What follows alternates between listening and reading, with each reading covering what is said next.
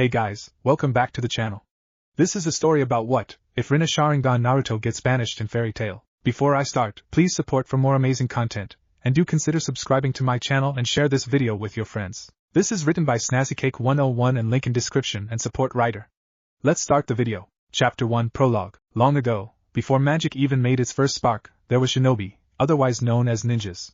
Shinobi were very powerful, deadly, taking their enemies in a quick move. They ruled all of the elemental nations, divided and living in their own regions. They thrived, lived in peace and harmony. But war broke out, and an all-powerful goddess named Kagaya Otsutsuki, the mother of all chakra, was revived. The war devastated the land and the people. Many shinobi fighting in the war lost their lives. The war caused great sorrow, grief, hatred, pain and death. A brave, powerful ninja by the name of Naruto Uzumaki manages to seal away the goddess forever, thus ending the war. But at the cost of his own life. Naruto and Hinata watched in horror as they watched Neji plummet to the ground after being brutally stabbed by the 10 Tails' deadly wood projectiles. Naruto rushed over to Neji and picked him up, holding onto him tightly. Naruto looked around, searching the battlefield for the medical team. Neji rested his chin on Naruto's shoulder. Already on death's doorsteps. Medics! Where are you? We have a critical injury here. Hurry! Naruto shouted frantically, despair in his voice. No, I'm going to die. Neji said bluntly, accepting his fate. Neji. Naruto muttered. Ni-san. Hinata said sadly. Naruto, Lady Hinata is willing to die for you. So you hold more than one life in your hands? And it seems my life too may have been one of them, Neji said, looking at the crying Hinata with a warm smile. Why? Why did you do this here? Why would you go so far for me? Even give up your life? Naruto asked tearfully. Because you called me a genius. Neji answered. Naruto scrunched his eyes as tears streamed down his face. Before I die, Naruto, take my Byakugan. Neji said. Naruto perked up in shock, he couldn't believe what he just heard. What? But, you better hurry, once I die, this Byakugan will be sealed away forever, and the enemy won't just stand around waiting for you, so hurry. Have Lady Hinata transplant them for you. Neji cut off Naruto. Hinata sobbed, her hands rubbing her eyes like a child. Are you sure? I'm not even a Hyuga. Naruto said, still a little unsure, until Hinata placed her hand on top of Naruto's. Come on, Naruto-kun, we don't have time for that, we have to hurry up. She said, okay. Naruto finally conceded.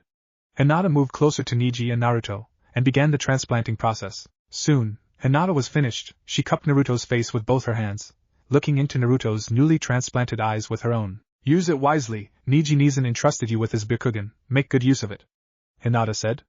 Naruto nodded, thank you, I will, I promise. Naruto promised. Later in the war, it happened again. Just like on their first mission. Sasuke stood in front of a completely shocked Naruto, with one of Kagaya's deadly chakra rods poking through Sasuke's gut. Kagaya's face showed amusement, while Naruto's face only showed pain and sorrow, and Sasuke held a smile on his. Blood leaked out from his mouth. Sasuke laid on the verge of death in his best friend's arms. Naruto deactivated Sage of Six Paths mode. No, not again. Naruto said sadly. Sasuke chuckled. Why did you block the attack? Naruto asked, a little frustrated. Sasuke scoffed quietly. Well, my body just moved on its own. Just like that time. Sasuke answered, referencing the time he took the blow of hundreds of senbons from Haku. Tears flowed out from Naruto's eyes. Naruto, you have to stop her, you have to live. Sasuke said. Naruto nodded.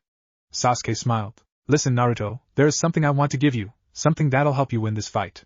Sasuke said. Naruto widened his eyes. I'm giving you my rinne-sharingan, as well as the ink seal. Sasuke revealed. Naruto's widened even more. Naruto, give me your left hand. Sasuke said. Naruto nodded and stuck out his left hand with his palm facing up.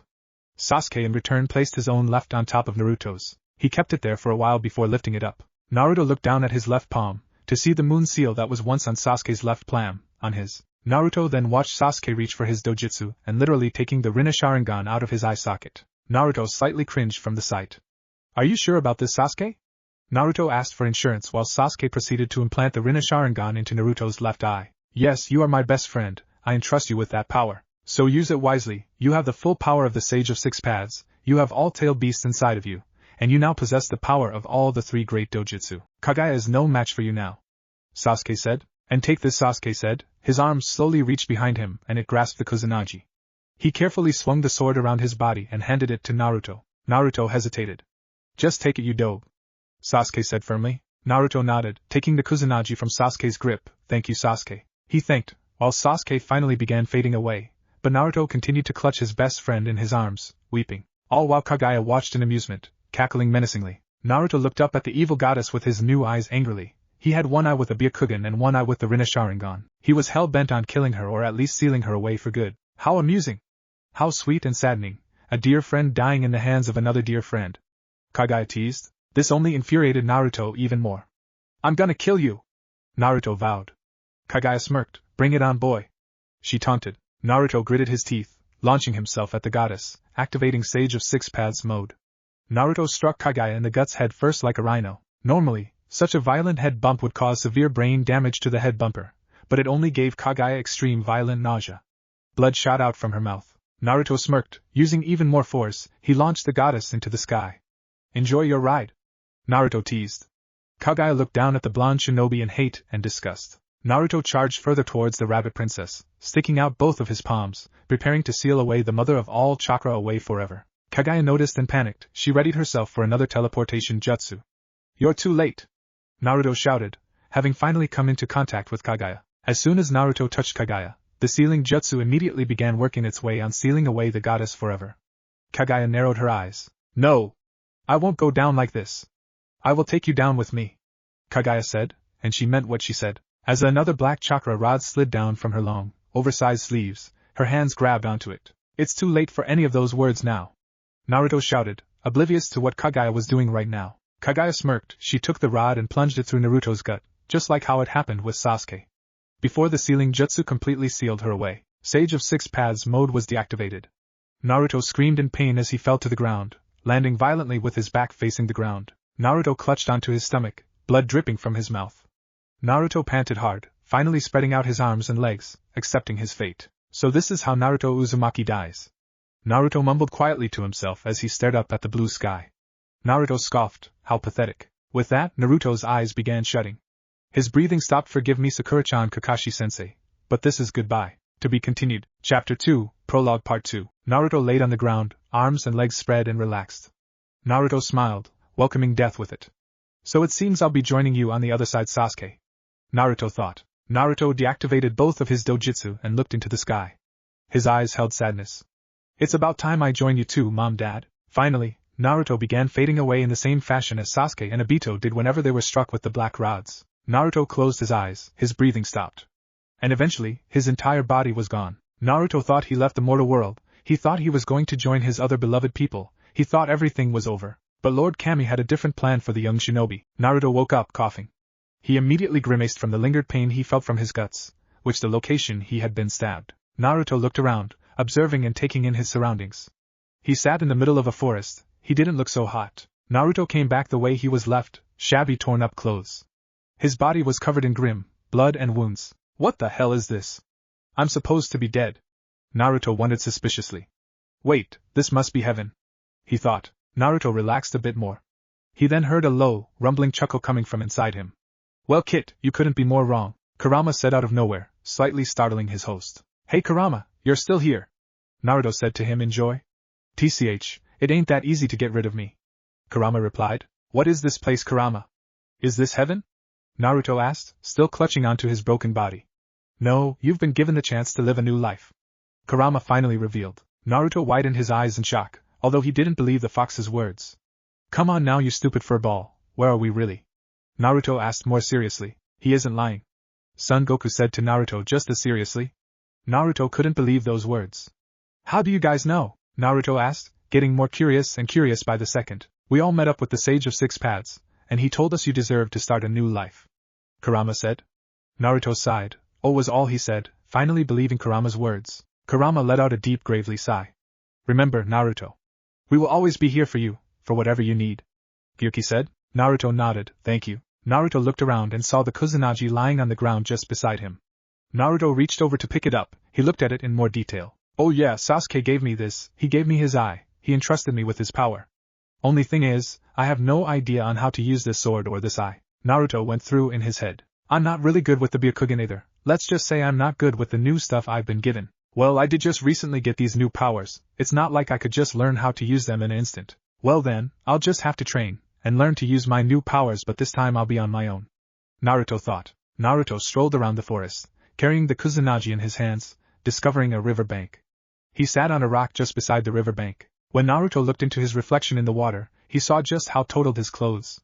Ah man, gonna need some new clothes. Maybe I can summon Gamakichi to bring me some new clothes from Mount Maiboku. Naruto thought. So Naruto took the time to nurse his body back to health. Of course, he had help from the tailed beasts. But it took a good 7 days even with all his healing powers to nurse his body back to health. For 1 year in the new world, Naruto goes through rigorous training. Training every hour of the day, through the nights. He trained non-stop. Non-stop was an understatement. The only times he took any breaks was when he was hungry. But other than that, Naruto trained whenever he can, while also remaining secluded in the forest, never revealing himself to the new world. There were painful, tough times. Naruto never stopped. He continued to practice and practice until he felt he has perfected whatever he worked on. Naruto practiced with all 3 of the dojutsu, becoming better and better each day. Of course he knew there was still so much to learn. Naruto trained with the Kusanagi as well, and even learned to use the Chidori, which of course took time to perfect. Naruto even knows how to form a combination of Chidori and the Rasengan. The Rasengan would be the core, while the Chidori would surround it. Obviously, it would be devastating for anyone that would be hit with this combination. When time hit the 1-year mark, Naruto was already 18 years old. His bond with the tailed beasts are stronger than ever. Naruto's clothes had also reached its final limit.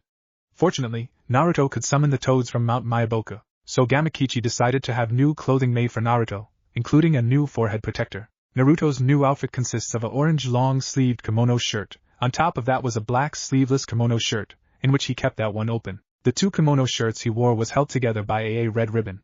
Naruto donned black caprices with black shinobi sandals, and on top of all of that, was a red sage cloak with a high collar that reached up to his ears. For the Kusanagi, it was held in a sheath in which Naruto carried on his body, wearing the sheath over his body. And a leaf headband finished off his outfit. Naruto's physical appearance has changed as well. Naruto's hair grew slightly longer, it became more wild and slightly messy. His bangs nearly cover up his eyes. His hair locks are now chin length. However, his hair was still not as long as his father's. It's no surprise for a person who's trained non-stop for a year to gain muscles. Naruto had the perfect body, nice broad shoulders and a strong built body. Naruto still remains isolated from the outside world, therefore he has no idea that magic was a thing, no idea that there were wizards. Naruto certainly doesn't have a clue that shinobi and himself were already known to this world. A young beautiful woman with scarlet long hair dressed in heavy armor walked through the streets of Magnolia.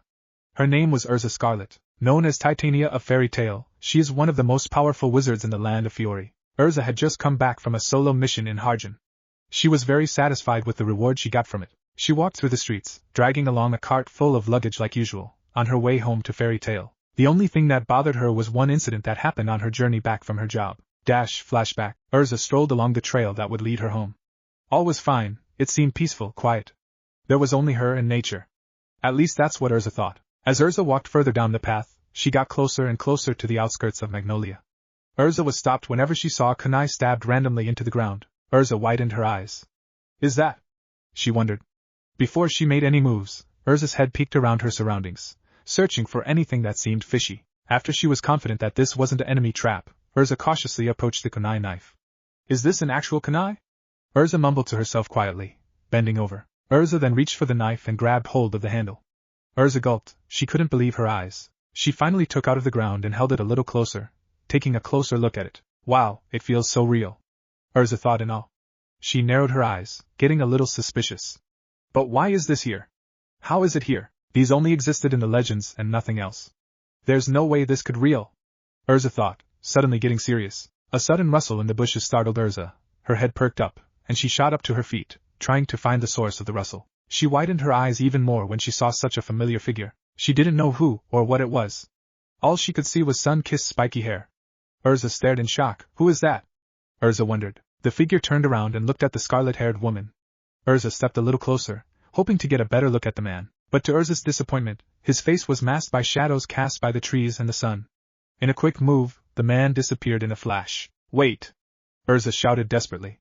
But it was no use, the man had already disappeared in a flash.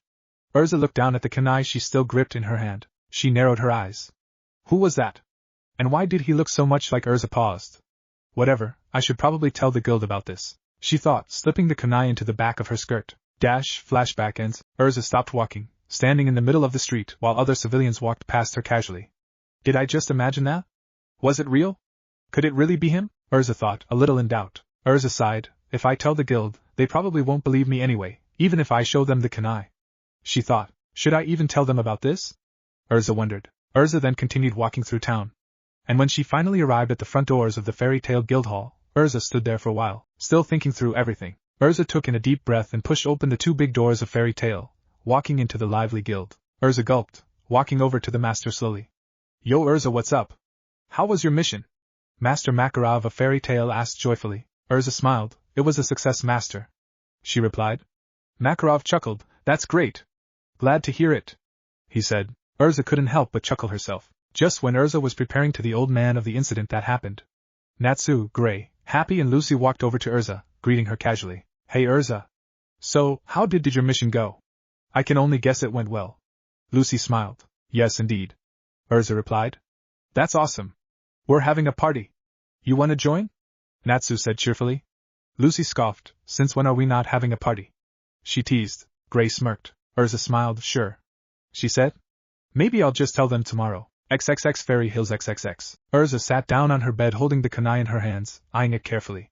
Staring at her reflection in the kunai. Flashback. They say, long before magic and wizards existed, lived shinobi, who utilized the source called chakra. They were very powerful. They used many different kinds of weapons, shurikens, kunais and more. There was also a very powerful shinobi by the name of Naruto Uzumaki.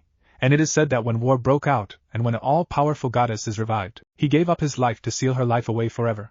Makarov told. Flashback ends. Erza recalled a time where Makarov told the entire guild about that tale whenever Natsu came running in after supposedly hearing the very same thing from a mission. But now, Erza started wondering about everything. Were they really real? Did shinobi really live? Did they really exist? Was there really a war? Was there really a goddess? And was there really a Naruto Uzumaki? How did such an idea ever been brought up? Is this kunai I'm holding even real? Was what I saw even real? Was I just imagining things? Ever since that incident, all of these things ran through Erza's mind nonstop. Erza sighed. Gosh, why am I even fussing so hard over something as trivial as this? Flashback. Hey master, do you know what Naruto Uzumaki looked like? A curious Natsu asked. Makarov looked at Natsu. What's wrong, boy? Why are you so interested in this? He asked. Erza listened in. Is he still alive? Natsu continued to ask. Gray scoffed. What do you think, idiot? Of course he's not, he said. Natsu gave Gray a stinky look, who in which returned the look. Natsu sighed in disappointment. Man, I wanted to fight him. Makarov chuckled. Well, a lot people said he had blonde spiky hair, and he had whiskers on his face, 3 on each side. Sky blue eyes, and that's all really. Makarov told. Oh? Was all Natsu said? The guild laughed. Flashback ends. Well, I did see that man. He did have blonde spiky hair, but drats, I couldn't see his face. Erza thought. Erza shook her head, trying to clear her mind of the crazy things, still looking down at the knife. Erza took her pointer finger and gently poked the tip of the kunai, immediately retracting her finger from its sharpness. Wow, it certainly is very sharp. Finally, Erza set the kunai right beside her on the nightstand, lying down on the bed, preparing to go to sleep. I want to keep digging into this. I want to find that man. XXX in the forest XXX. Naruto sat against the trunk of a tree in the quiet night. He sighed. That was a close one. I'm glad she didn't see what I looked like. Naruto thought in relief, recalling the incident when a girl with scarlet hair, that surprisingly looked so much like his mother, picked up one of his kunai and almost saw him. Yo kid, so still gonna remain isolated from this world? You know, there's a reason why the Sage of Six Paths sent you here. It's not for you to hide from the world. It's for you to interact with the people in it, and use your new powers to help them out, maybe even search for peace. Kurama said. Naruto scoffed. Never had he thought he would hear someone like Kurama say something like that. He looked at the giant 9-tailed fox. I'm still not ready yet, Naruto said. The tailed beast sighed. Well, we're with you no matter what, Shikaka said. Naruto nodded in place for a thanks. Naruto narrowed his eyes. He just couldn't get over the fact of how much that woman he saw resembled his mother. Still though, why did she look at my kunai like it was some kind of... Naruto paused on his thoughts, unable to word it out. Whatever, Naruto thought nonchalantly. XXX morning at the Fairy Tale Guild Hall XXX. Erza walked into the guild hall, this time for sure ready to her guild of the incident. Mira was one of the first to see the serious look on Erza's face. Hey Erza, you look a little too serious even for you. Is everything alright? Mira asked out of curiosity. Yeah, I'm fine, Erza replied. Mira looked at Erza for a while before nodding. Okay, if you say so. Lucy also just arrived at the guild hall, waving at the scarlet-haired woman. Hey Erza. Lucy waved. Erza sat down. Hey Erza. Let's fight. A cheerful Natsu came shouting in. Ugh. Erza let out. Oh come on. Let's fight. I want to beat you. Natsu pouted. Elfman, Myra's younger brother, scoffed. TCH, there's no way you'd be able to beat Erza. You'd have to be a man to be able to beat her in a battle. Elfman preached. Natsu gave Elfman an irate look. I am a man. Elfman burst into laughter. Natsu turned back to Erza, bugging her once more. Listen, Natsu, I'm in the mood for this right now, Erza said. Hey Natsu! Fight me, Gray shouted, charging at Natsu and crashing his forehead onto Natsu's, giving him the most stereotypical rivalry look. Natsu returned the look. The whole guild sighed. There they go again, Mira said. Makarov chuckled. Ugh, those two will never get along. Lucy groaned. Who said anything about me fight you? Natsu spat rudely into his rival's face. Me. Listen, if you can't even beat Erza in a fight, you'll never be able to beat Naruto Uzumaki in a fight. Gay insulted. Happy smiled sheepishly. Now Natsu. Natsu growled. Well, you wouldn't be able to beat him either. Gray scrunched his eyes, about to retaliate with his own words until Erza came in between the two fighting boys, putting both her hands on them, each one on their heads, and pushed them apart. That's quite enough already, boys, Erza said in a stern, scary voice, instilling slight fear in the Natsu and Gray, who stopped their little bickering. Yes, ma'am, the two boys replied. Erza sighed and released them. The guild laughed. Erza turned to her guild, giving them a serious look. What's wrong, Erza? Lucy asked. Listen up. I have important news I have to say to you guys, Erza informed. Well, go on, Erza, Makarov encouraged. Erza took in a deep breath. While everyone listened in, yesterday on a mission, I had an incident, Erza began. Incident? Are you okay, Erza? Lucy asked worryingly. Yes, I'm fine, Lucy, Erza assured. Anyways, this is what I found, Erza said, reaching over to the back of her blue skirt, and carefully pulling the kunai out, and holding out for everyone to see, dangling it from the handle. Makarov widened his eyes while the whole guild gasped, including Lucy. Erza, where'd you find that? Makarov demanded. It was just stabbed randomly in the ground. I saw it, and I picked it up, Erza said. Erza, is that really a real kunai knife? Mira asked nervously. Well, I've been asking myself that question since I found it, Erza said. Natsu gulped. Whoa. It looks so cool. I've never seen one before, Natsu said childishly. Gray punched Natsu. Shut up, you fire freak. This is no time to be foolish, Gray said. TCH, was all Natsu replied to the ice wizard. But why would it just be stabbed in the middle of the ground randomly? And more importantly, how? Levi questioned. Yeah, we all know these only existed in the myths, Lucy said. Erza narrowed her eyes, eyeing the knife more carefully. Yeah, how do we even know it's real? Mikao asked. Well, try touching the tip. You all said that kunai was sharp, right? I felt it last night, and seemed pretty sharp, Erza said. Lucy carefully walked up and stuck out her pointer finger, lightly grazing the tip of the kunai. Wow, it really is sharp, Lucy said, immediately taking her finger away. Also, this isn't all that happened. Whenever I was taking a closer look at it, I saw someone in the bushes. I couldn't a lot. All I saw was bright blonde spiky hair, a long red coat with a high collar, and a sword on his back. Well, he did turn around to look at me. I was about to get a good at him, but his face was covered up by shadows, and then he just disappeared in a flash. So fast, faster than any wizard alive, Erza explained. Some of the members looked at Erza with doubt. Erza, are you trying to say that you saw Naruto Uzumaki? Mira asked. Erza nodded. Everyone looked at Erza in shock. Silence filled the air before the guild burst into laughter. Man! What a load of bull! Natsu said. Erza grunted in frustration. I'm serious, you guys. You would believe me if you had been there with me, Erza said. Mira looked at Erza sympathetically. Erza, how do you know it's Naruto? You do know he's been dead since long before magic existed, Mikao said. Erza looked down. I know what I saw. I have a theory that this kunai belongs to him, Erza said. Come on, Erza. Someone like you shouldn't be believing in something like this, Elfman said. Erza sighed. I know, but it seemed so real, she said. You probably just imagined it, Lucy said. I guess, Erza said in defeat. After that, Erza decided to take a little walk in the forest, back to the same forest where she found the kunai. As I thought, no one believes me. I can't blame them, Erza thought. Erza stopped at the spot where she found the kunai.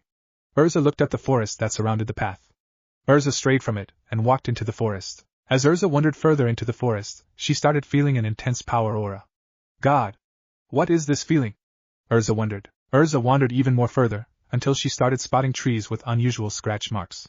She walked up to one and observed the scratch marks. No, an animal couldn't have made these. These marks definitely came from a very sharp object, Erza deduced, going further into forest where the aura increased even more. Finally, Erza gently and quietly pushed through the tough layers bushes until she finally reached an open space, where she finally found him. Erza stared in complete utter shock and disbelief. There it was again, the brilliant blonde spiky hair that she once saw. Erza, still in doubt, tried maneuvering around the bushes, wanting a better closer look at him. She just had to get a look at his face. All while Naruto sat there in the middle of the open space, meditating peacefully, the Kusanagi laying beside him, seemingly oblivious of his stalker. Finally, Erza got to a spot where she was literally looking square at Naruto's face. She smirked. I finally found you. I only wish some other people were with me, Erza thought. Although Naruto made it seem like he was oblivious to Erza, but he had already sensed her long before she found him. Hey kid, you gonna talk to her? Kurama asked. Maybe not, I'm moving to a different area. I don't like being watched while in peace, Naruto said. TCH, whatever you say, Kurama replied. Naruto opened his eyes and got up onto his feet, bending down to grab the Kusanagi. Erza widened her eyes. No. He's leaving again.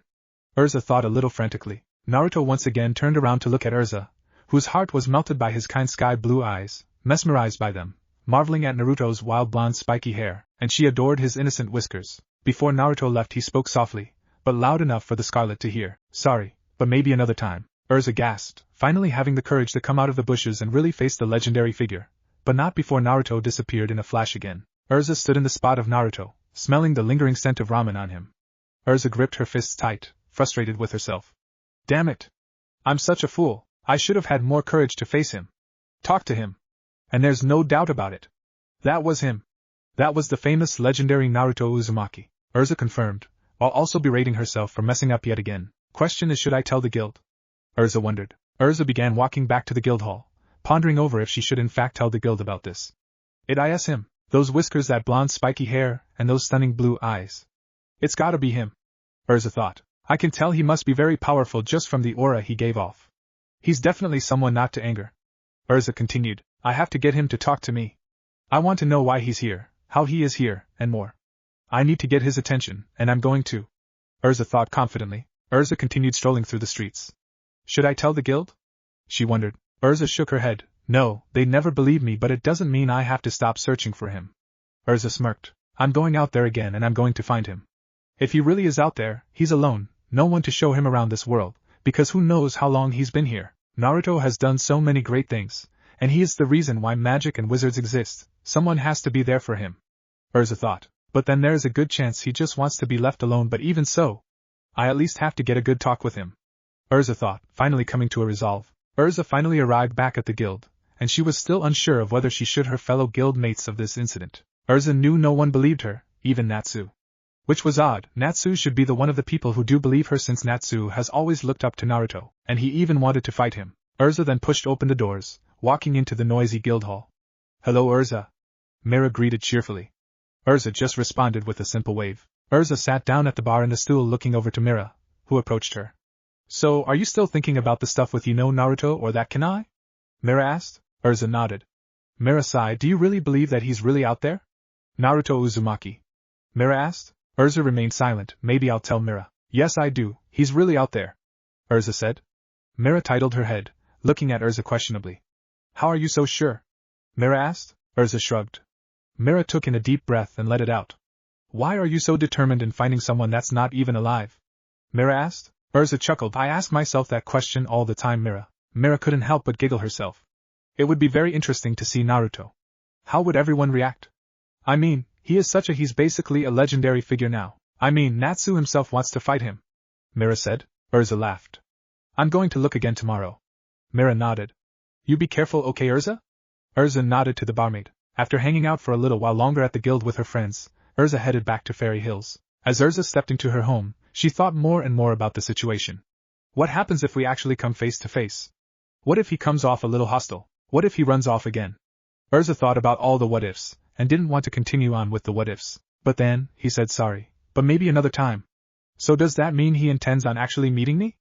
Erza wondered as she sat down on her bed. So many questions. Erza knew these questions could only be answered if she really managed to confront him face to face. Erza got into her pajamas and went to sleep, deciding to deal with all of the madness the next day. And there Erza was again, in the forest searching for the blonde shinobi. Erza carefully followed the path where she had originally found Naruto, hoping that he would be there again. But Erza immediately knew he wasn't there because she didn't feel that same intense power aura she had felt when Naruto had been there. When Erza arrived at that open space, just as she thought, no one was there.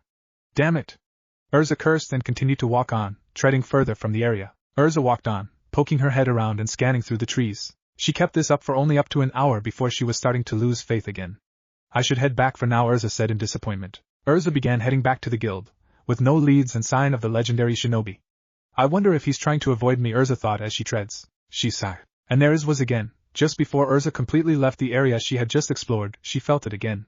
The immense familiar energy coming from somewhere. It caused Erza to stop walking and she looked back. There it is again. That aura. Just like before. But then that means Erza paused. Without hesitation, Erza turned back and ran towards the aura. Erza knew this familiar aura. It's gotta be him. It has to be him. Erza thought without doubt. Finally she stopped, panting slightly. Erza looked around.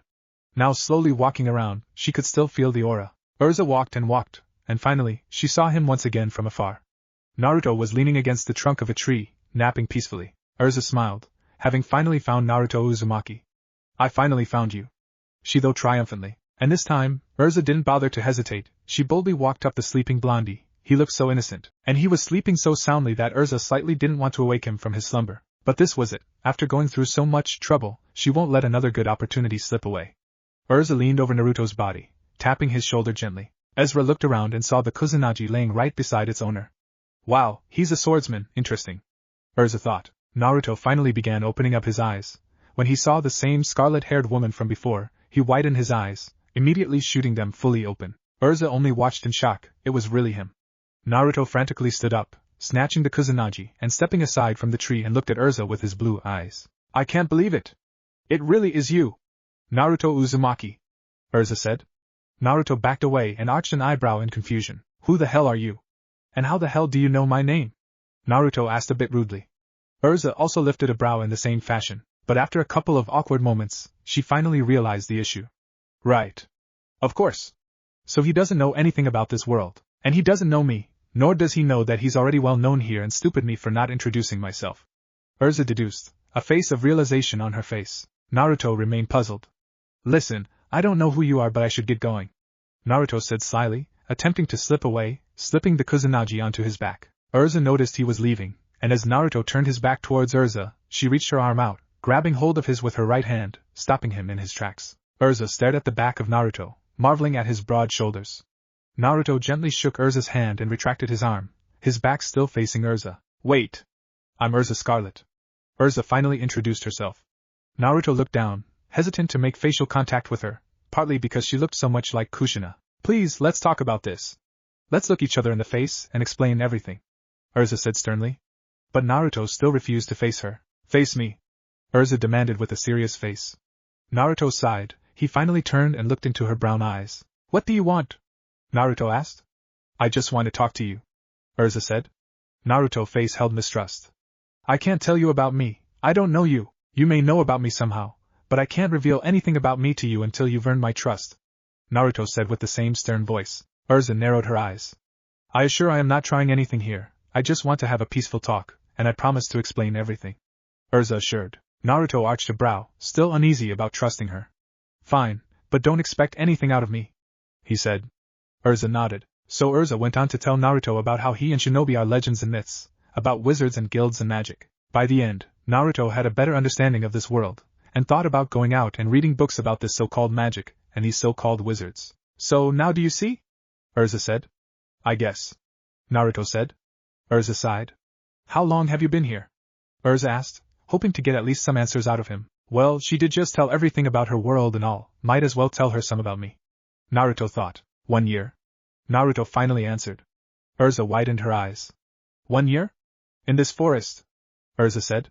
Naruto nodded. I spent 1 year training and learning all of my new powers, he said. But why didn't you ever show yourself to the world? Erza asked. Simply because I was too busy training. Naruto said, and it was the truth. Wow, what were you training on? Erza asked. That is none of your business. Naruto said. Erza grunted in frustration. Then, at least let me show you around this world, please. Erza begged. Naruto groaned irately, looking at her in irate. Kurama laughed. Go Kit. It's time you get out of this wretched forest. He rumbled. Yeah. Go Naruto. You're ready. Shikaku encouraged, and so did the other tailed beasts. Naruto looked at her for a while before and sighing and conceding. Fine. Erza smirked, thanks. And so, Erza took Naruto around, showing him all the different places and things that happened within the town. Not minding the stares that were made at Naruto. When Erza had finally made it back to the guild, she was excited to introduce this legendary figure to her guild. Erza pushed open the doors in excitement, with Naruto standing behind her casually with his hand tucked inside his pant pockets. But only to find the members in panic. But before anyone said anything, the entire guild turned around and saw the unbelievable. Kana nearly choked on her beer, Wakaba spat out his cigarette in shock, Mira dropped 2 glasses full of beer onto the ground, causing to shatter. Makarov spat out the beer he drank and everyone else stared in shock. Laxus was a bit stunned. And just like Erza, the guild could feel Naruto's intense power aura. Is that? But how? He's supposed to be dead. Laxus thought in disbelief. I'm seeing this but I still don't believe it. Wakaba said. Same. Mikao replied. Elfman narrowed his eyes, so it turns out Erza was telling the truth. Erza looked behind her at the blondie and looked back at her guild. Naruto Uzumaki? Mira said. Erza nodded. The whole guild fell over in shock. Makarov's eyes were literally almost about to pop out of his skull.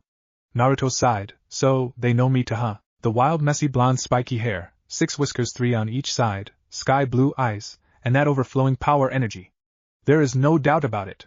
This is him, the legendary Naruto Uzumaki. Makarov confirmed. What? Was all the whole guild could shout out. But Laxus didn't believe it at all. There's no way. Come you guys, you actually believe this bull crap? That's just an illusion, Laxus said, ruining the moment. Naruto looked up at Laxus and narrowed his eyes. Listen Laxus. We didn't believe Erza at first, but there's no way we can doubt her. I mean come on, we're looking at him right now. Mikao said. Laxus scoffed. Naruto, a little angry from his words, he reached for his back ninja pouch and pulled out a normal kunai knife and threw it harshly up at his fellow blonde, purposely missing him. The kunai shot at Laxus, who dodged it as the kunai struck the wall with a deadly force that would have been critical for anyone to be hit. Laxus shook in fear. He looked into Naruto's eyes, and though they looked innocent, it struck paralyzing fear into Laxus as he could feel Naruto's energy. Everyone stared in shock. Erza was also very shocked. Naruto eyed Laxus sharply. Are you questioning my existence? Naruto asked in a deadly voice. Laxus shook his head frantically. Really? Are you sure? Naruto asked. Laxus gulped and nodded his head. Wow, that's the first time I've ever seen Laxus that scared. Wakaba said. Erza's eyes were wide open. Well, he definitely can be very scary, much more scarier than me. Naruto is definitely not someone to mess with. I wouldn't want to mess with him. But that just makes him even more intriguing. Erza thought in awe. I still can't believe this legendary figure is standing right before us.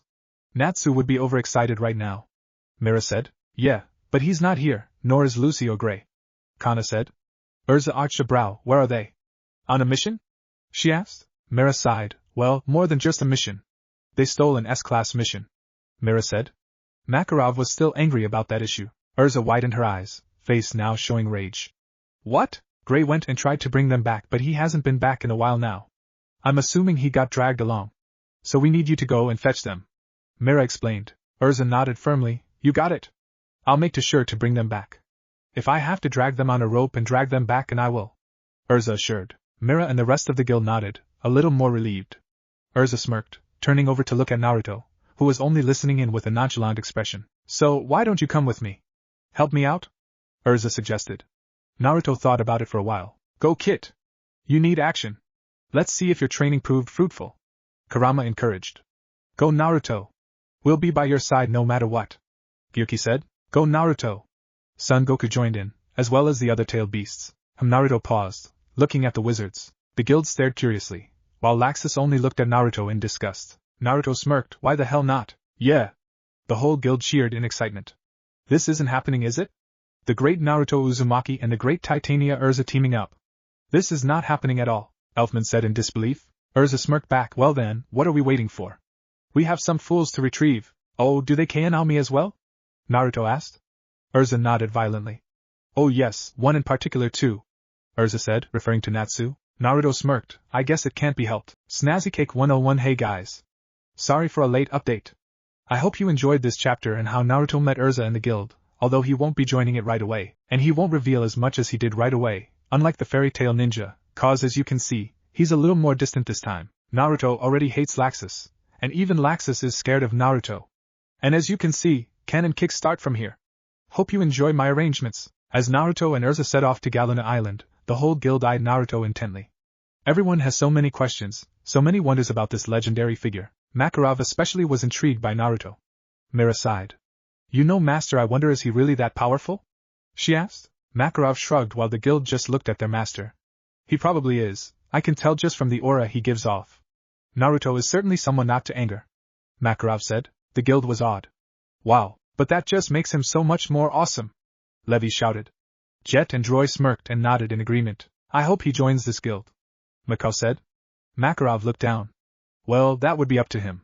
But if he does, we will welcome him with open arms, Makarov said. For a while as Naruto and Erza walked through the streets on their way to the harbor, Naruto remained silent, thinking through everything that had just happened. After a while, Erza became slightly concerned and decided to start up a conversation in a most non-awkward way as possible. So, will you join the Fairy Tail Guild? Erza asked. Naruto looked over to the Scarlet, and for some reason, every time he looked at her, he only saw Kushina Uzumaki, which was one of the reasons why he attempted to avoid Erza. Naruto hesitated but finally answered. I don't know. I see. Well, you should give it a thought, Erza said.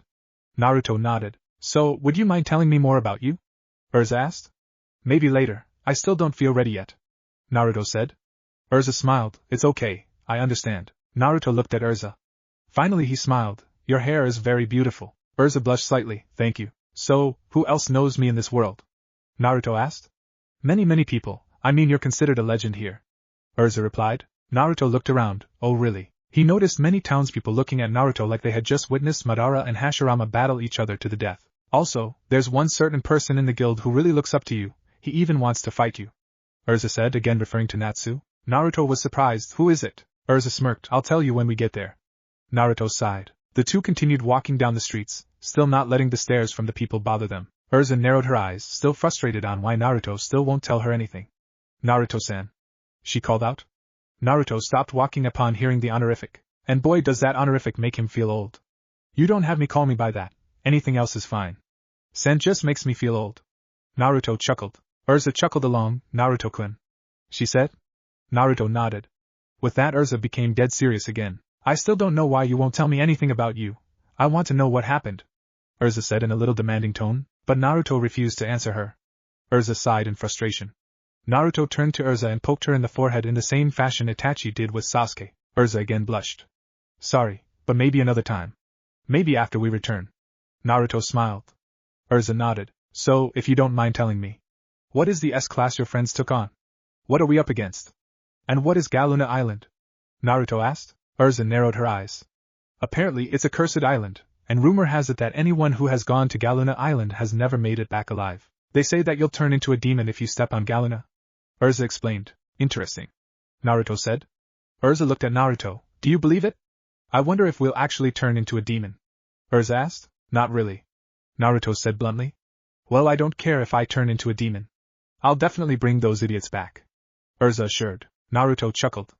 You know, to be honest, I just wanted some action. I've been here for a year, training and learning all of my new powers, and I haven't really gotten into an actual battle in a while. It sounds interesting and fun, Erza smirked. So all you have to do is lift the curse, right? Naruto said. Erza nodded. Well, we might as well at least finish the job. One should never abandon their mission, Naruto suggested. Erza hesitated. I guess. Finally, Naruto and Erza arrived at the harbor where the boats would set sail from. The harbor of Harjin. Why are we riding on a boat? Naruto asked. Well, we are going overseas, Naruto-kun, Erza said. I guess so, Naruto said. Why, do you have an alternative to a boat? Erza asked. Naruto thought of just walking across on the water, as it would be much easier that way for a ninja like him. But then again, that requires chakra, and he knew that it is definitely something that Erza does not possess. Naruto shook his head. I do, but we'll try getting a boat. Erza nodded. It won't be easy though. I mean, you did say that this island was cursed. No one would probably want to take us there, Naruto said. True, but let's just try anyway. You won't know if you try, Erza said. Yeah, okay, Naruto replied. And so Erza asked many boatmen, attempting to convince one to take her and Naruto to Galuna Island. But every one of them refused. After many tries and fails, Erza was beginning to get frustrated. Damn it! Not a single boatman will take us to Galuna, Erza said. Naruto sighed. I guess I really don't have a choice, do I? Erza turned over and looked in curiosity at him. What are you planning to do? Erza asked. She got no answer. Naruto was already shutting his eyes closed, forming a tiger sign before reopening his transformed Sharingan eyes. Erza widened her eyes in awe. Well, what just happened to your eye? She stuttered. Naruto looked at Erza, feeling the piercing gaze of the Sharingan, and the intense power she could feel from it. I explain later, right? Not. Let's go and find another boatman. We will try one more time. If it doesn't work, I have a plan that might work, Naruto said. Erza was hesitant, but she agreed and nodded her head. Naruto and Erza set off again to find another boatman. The two stopped. Erza nudged Naruto. getting his attention, and pointed over to a boatman she caught sight of. "Let's try that one," she said. Naruto nodded. Erza walked ahead while Naruto followed fairly close behind. "Excuse me, sir, but could you take us to Galuna Island, please?" Erza asked politely, and like the others, this boatman gave the two a look of confusion. "You want to go to Galuna?" "Sure, go ahead, but I'm not taking you there."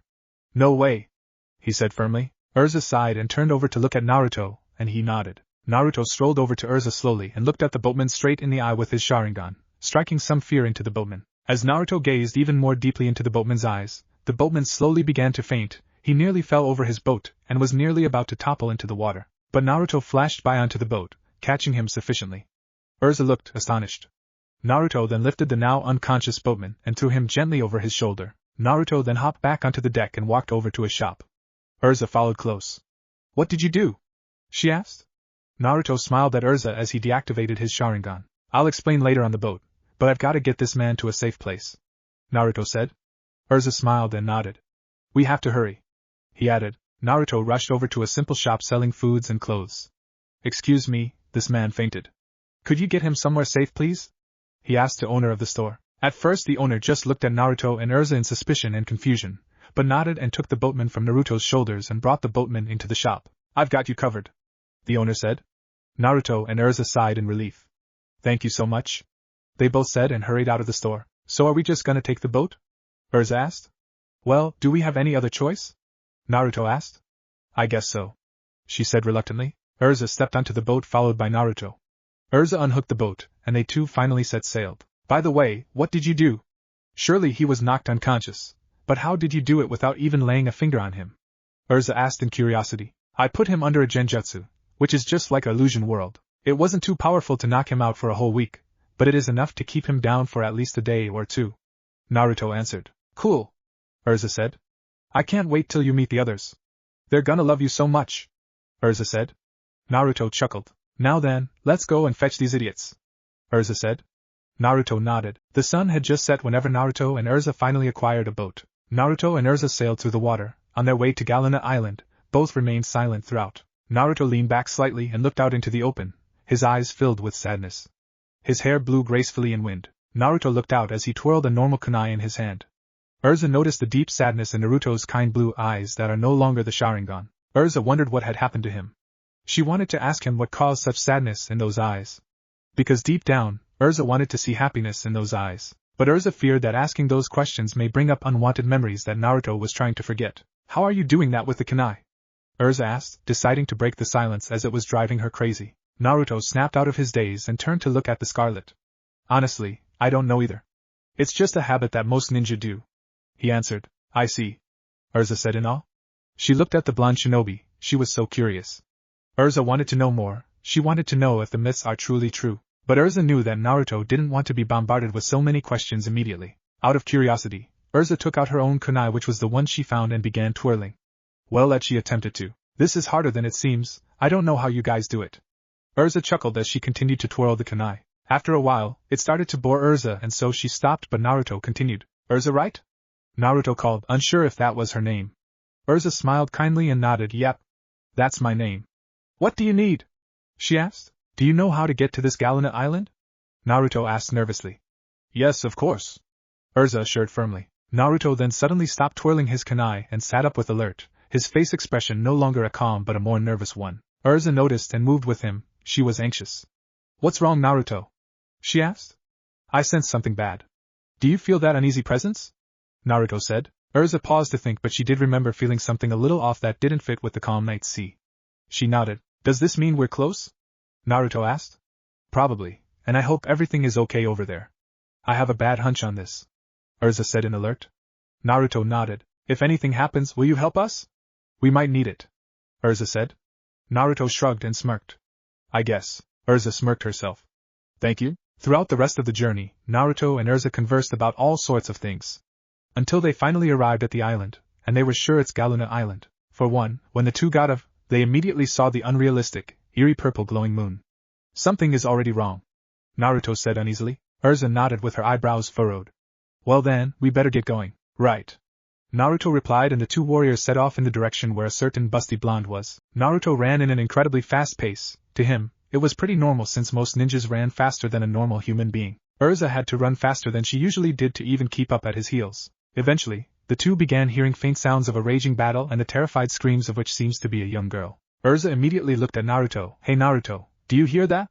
I hear voices and a battle going on," she asked. In response, Naruto nodded. "I hear two voices, do you recognize any of them?" Naruto asked. Erza listened in more carefully as she ran.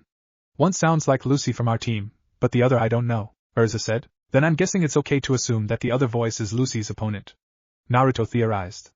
Erza nodded. Naruto and Erza were still suspicious of the eerie purple glowing moon. "I wonder what happened to the moon?" Erza wondered in concern. Naruto shook his head, not sure. Meanwhile, the atmosphere was filled with the terrified screams of a young bus blonde named Lucy as she frantically ran and did her best to avoid what looks like a monstrous rock creature's deadly swings, her face covered in sweat and her expression a panicked look. "Don't let her get away, rock doll. Let's teach that foolish girl a lesson." Another young-looking lady named Sherry with pinkish hair pulled into two pigtails commanded her rock doll as it moaned and groaned. Lucy had an irritated expression. "Who are you calling a little girl? We're the same age, I might even be a little older," she shouted as she continued to run frantically. Her breaths were heavy. "It's not a good idea to keep babbling like that unless you want us to catch you," Sherry taunted. Lucy took out her golden celestial keys, frantically deciding which spirit would be a most help to her in this situation. "But it turns out none of them works. You'd better hurry. If you don't start moving faster we're gonna catch up with you," Sherry went on. Lucy continued to ungracefully dodge the rock doll's attacks. She continued until she realized the rock doll's foot just above her head, ready to squash her like a pancake. Lucy looked in horror and screamed in terror. "I command you to crush her flat," Sherry commanded. The rock doll roared as its foot came crashing down, barely missing the blondie, cornering her as she landed at the edge of the cliff. The edge of the cliff soon began cracking much to Lucy's terror, as it became completely detached from the cliff, and down Lucy went. A huge explosion occurred as dust particles flew everywhere. Once it dispersed, Lucy laid on the sand in a daze. Naruto and Erza were slightly startled by the loud noise as they became nervous. "You heard that right?" Erza asked. "No doubt, and it came from the area your friend is battling in," Naruto confirmed. Erza's face held frustration and worry. In the meantime she is worried for Lucy, but she is frustrated that Lucy took the job along with Natsu, Gray and Happy. Naruto noticed Erza's growing worry and frustration. "Come on, let's hurry so we can help your friends," Naruto said, trying to snap Erza out of her phase. And it worked. Erza's eyes came back to life and nodded firmly. "Open! Gate of the water barrier. Aquarius!" Lucy chanted as she held the key in her hands. She stuck the key into the water and gestured in a similar motion to when a person is unlocking a door with a key. Out came a beautiful mermaid with long blue silky hair with matching blue bra and tail and darker blue choker. She also has two golden wristbands pushed up almost to her shoulder and carried a urn. "Aquarius! How does a weakling like you have a spirit with that kind of power?" Sherry shouted in a confused, demanding way. Lucy pointed to Sherry. "That girl is our enemy. You hate her kind, so go get her," Lucy commanded. "Tch." Aquarius let out in an annoyed tone, immediately infuriating Lucy. "I don't have time for your bad attitude. Get over there and take her down now," she demanded as she shook her hands frantically. "I see you're just as annoying as ever. No wonder you still don't have a boyfriend," Aquarius said, emphasizing the you. This only made Lucy even more angry. "Geez, why do you have to rub it in like that? Marionette attack," Sherry chanted, taking advantages of this unintentional chance to attack. She held both her hands out, and two pink magic circles appeared. Aquarius' eyes glowed a purplish color. "What?" she said in confusion. Sherry chuckled evilly. "She's under my spell so she won't do you bidding anymore." Lucy looked on nervously. "Might as well send her back," Sherry taunted. "But Lucy will not give up." "No way. Aquarius is still my ace in the hole," Lucy said, faithful in her spirit. "I bet you won't still think that when the sea washes away your pitiful existence. Now Aquarius, get rid of this stupid girl once and for all," Sherry commanded. "What?"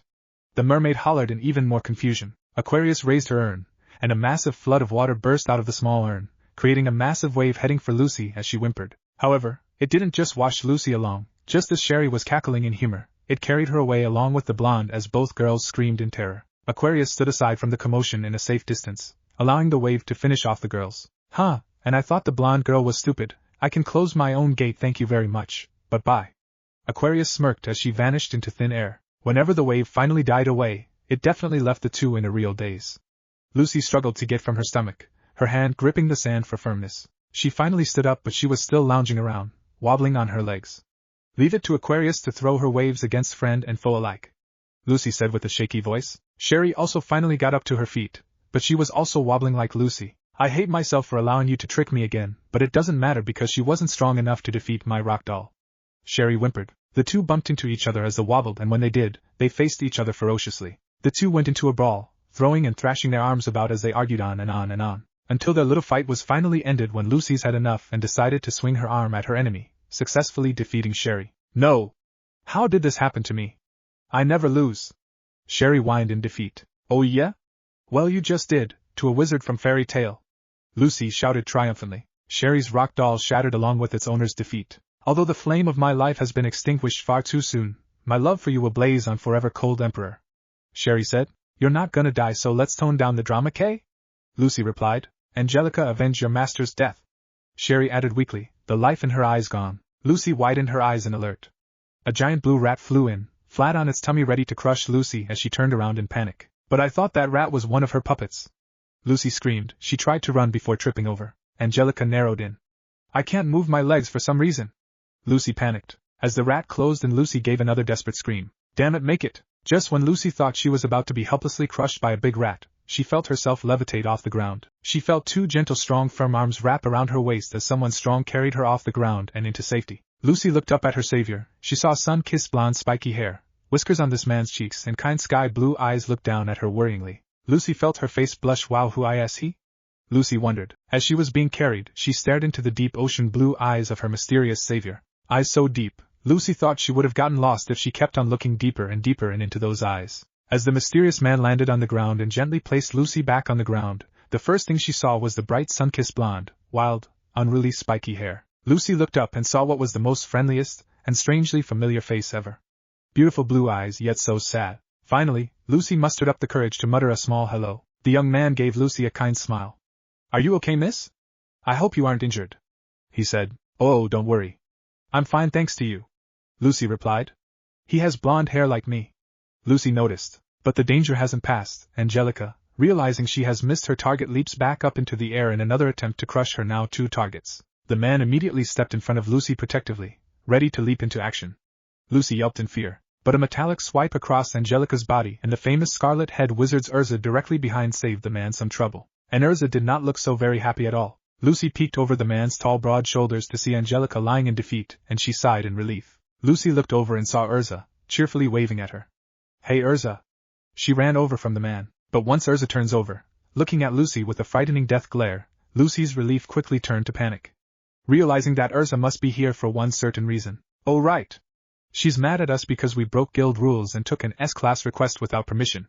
Lucy finally realized. The young man behind Lucy noticed the tension this situation was going to create, and immediately rushed over in between the two young ladies, facing Erza. Step aside, Erza said firmly. He gestured politely. Now. This young lady just went through something traumatizing. Let's not be too harsh on her. Let me handle this, he said. His voice held politeness but also firm as Erza's. Erza sighed and turned away from the man, crossing her arms across her chest angrily. The young man breathed a breath and turned over to the blondie that he saved. Lucy never noticed it, but she can definitely feel it now. The aura this guy was letting out. The kind of aura that lets you know when someone is extremely powerful. Now then, I don't think we've introduced ourselves yet. What's your name, miss? He asked. You are Lucy. Lucy Hartfilia. Lucy answered. The man in return smiled.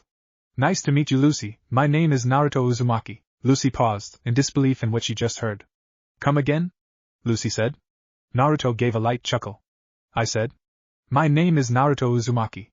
Naruto said. The Naruto Uzumaki. Lucy said, raising her voice a bit. Yup.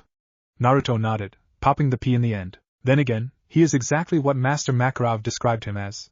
Sun-kissed blonde hair, deep blue eyes and 3 whiskers on each side of his face. Lucy's train of thoughts were interrupted by Erza's angry outburst.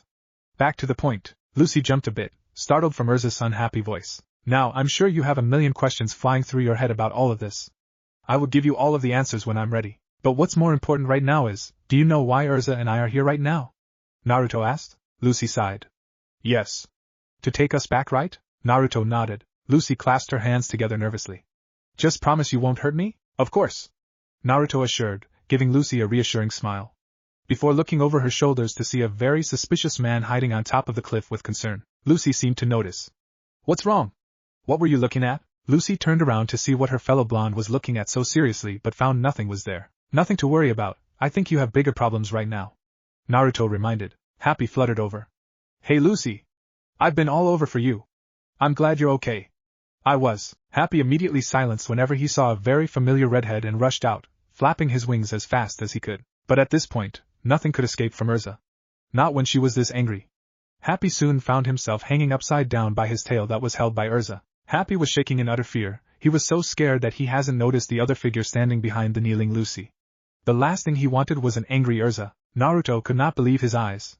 He's seen water dragons, tailed beasts, giant frogs, giant snakes, giant slugs, but nowhere in the elemental nations has he seen a blue cat with wings that could actually fly. It wasn't until then did Happy start to see another man standing behind Lucy. Hey, who is he? He looks like shut up, Erza shouted, and Happy obeyed immediately. Now, where is Natsu? Erza asked, her voice and expression emotionless. Naruto watched nervously. Listen, I'm sorry for coming without permission, but some really awful things have been happening on this island. There's this guy and his minions who were trying to revive a frozen demon. And the island's villagers are suffering because of the magic spell it's using. They've turned into monsters. We just thought that if we work together we might be able to help them.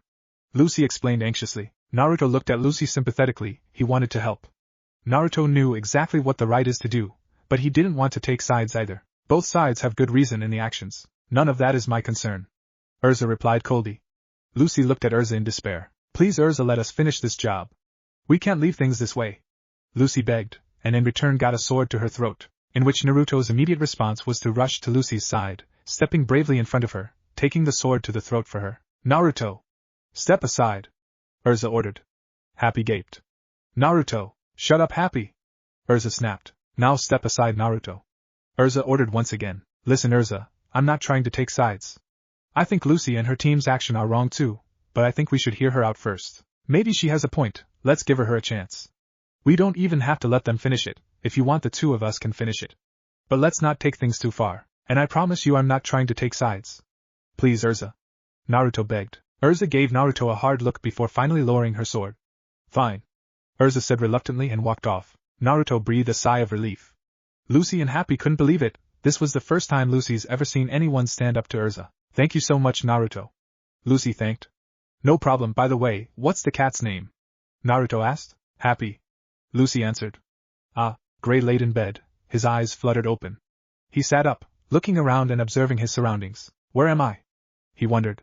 Walking out of the tent he found himself in and looking to bright blue sky. Oh, thank goodness, I'm glad you're awake. A young woman with short length ear said in relief. What is this place? Gray asked. It's a storage area that's not too far from the village. Everything was destroyed last night, so we decided to come here for shelter, she explained. The whole village? That's horrible. Gray blurted before remembering what Lion said. Then destroy the village. Lion ordered. It's a shame there has to be bloodshed. Gray looked in disbelief and dismay. I can't believe it, he actually went and did it.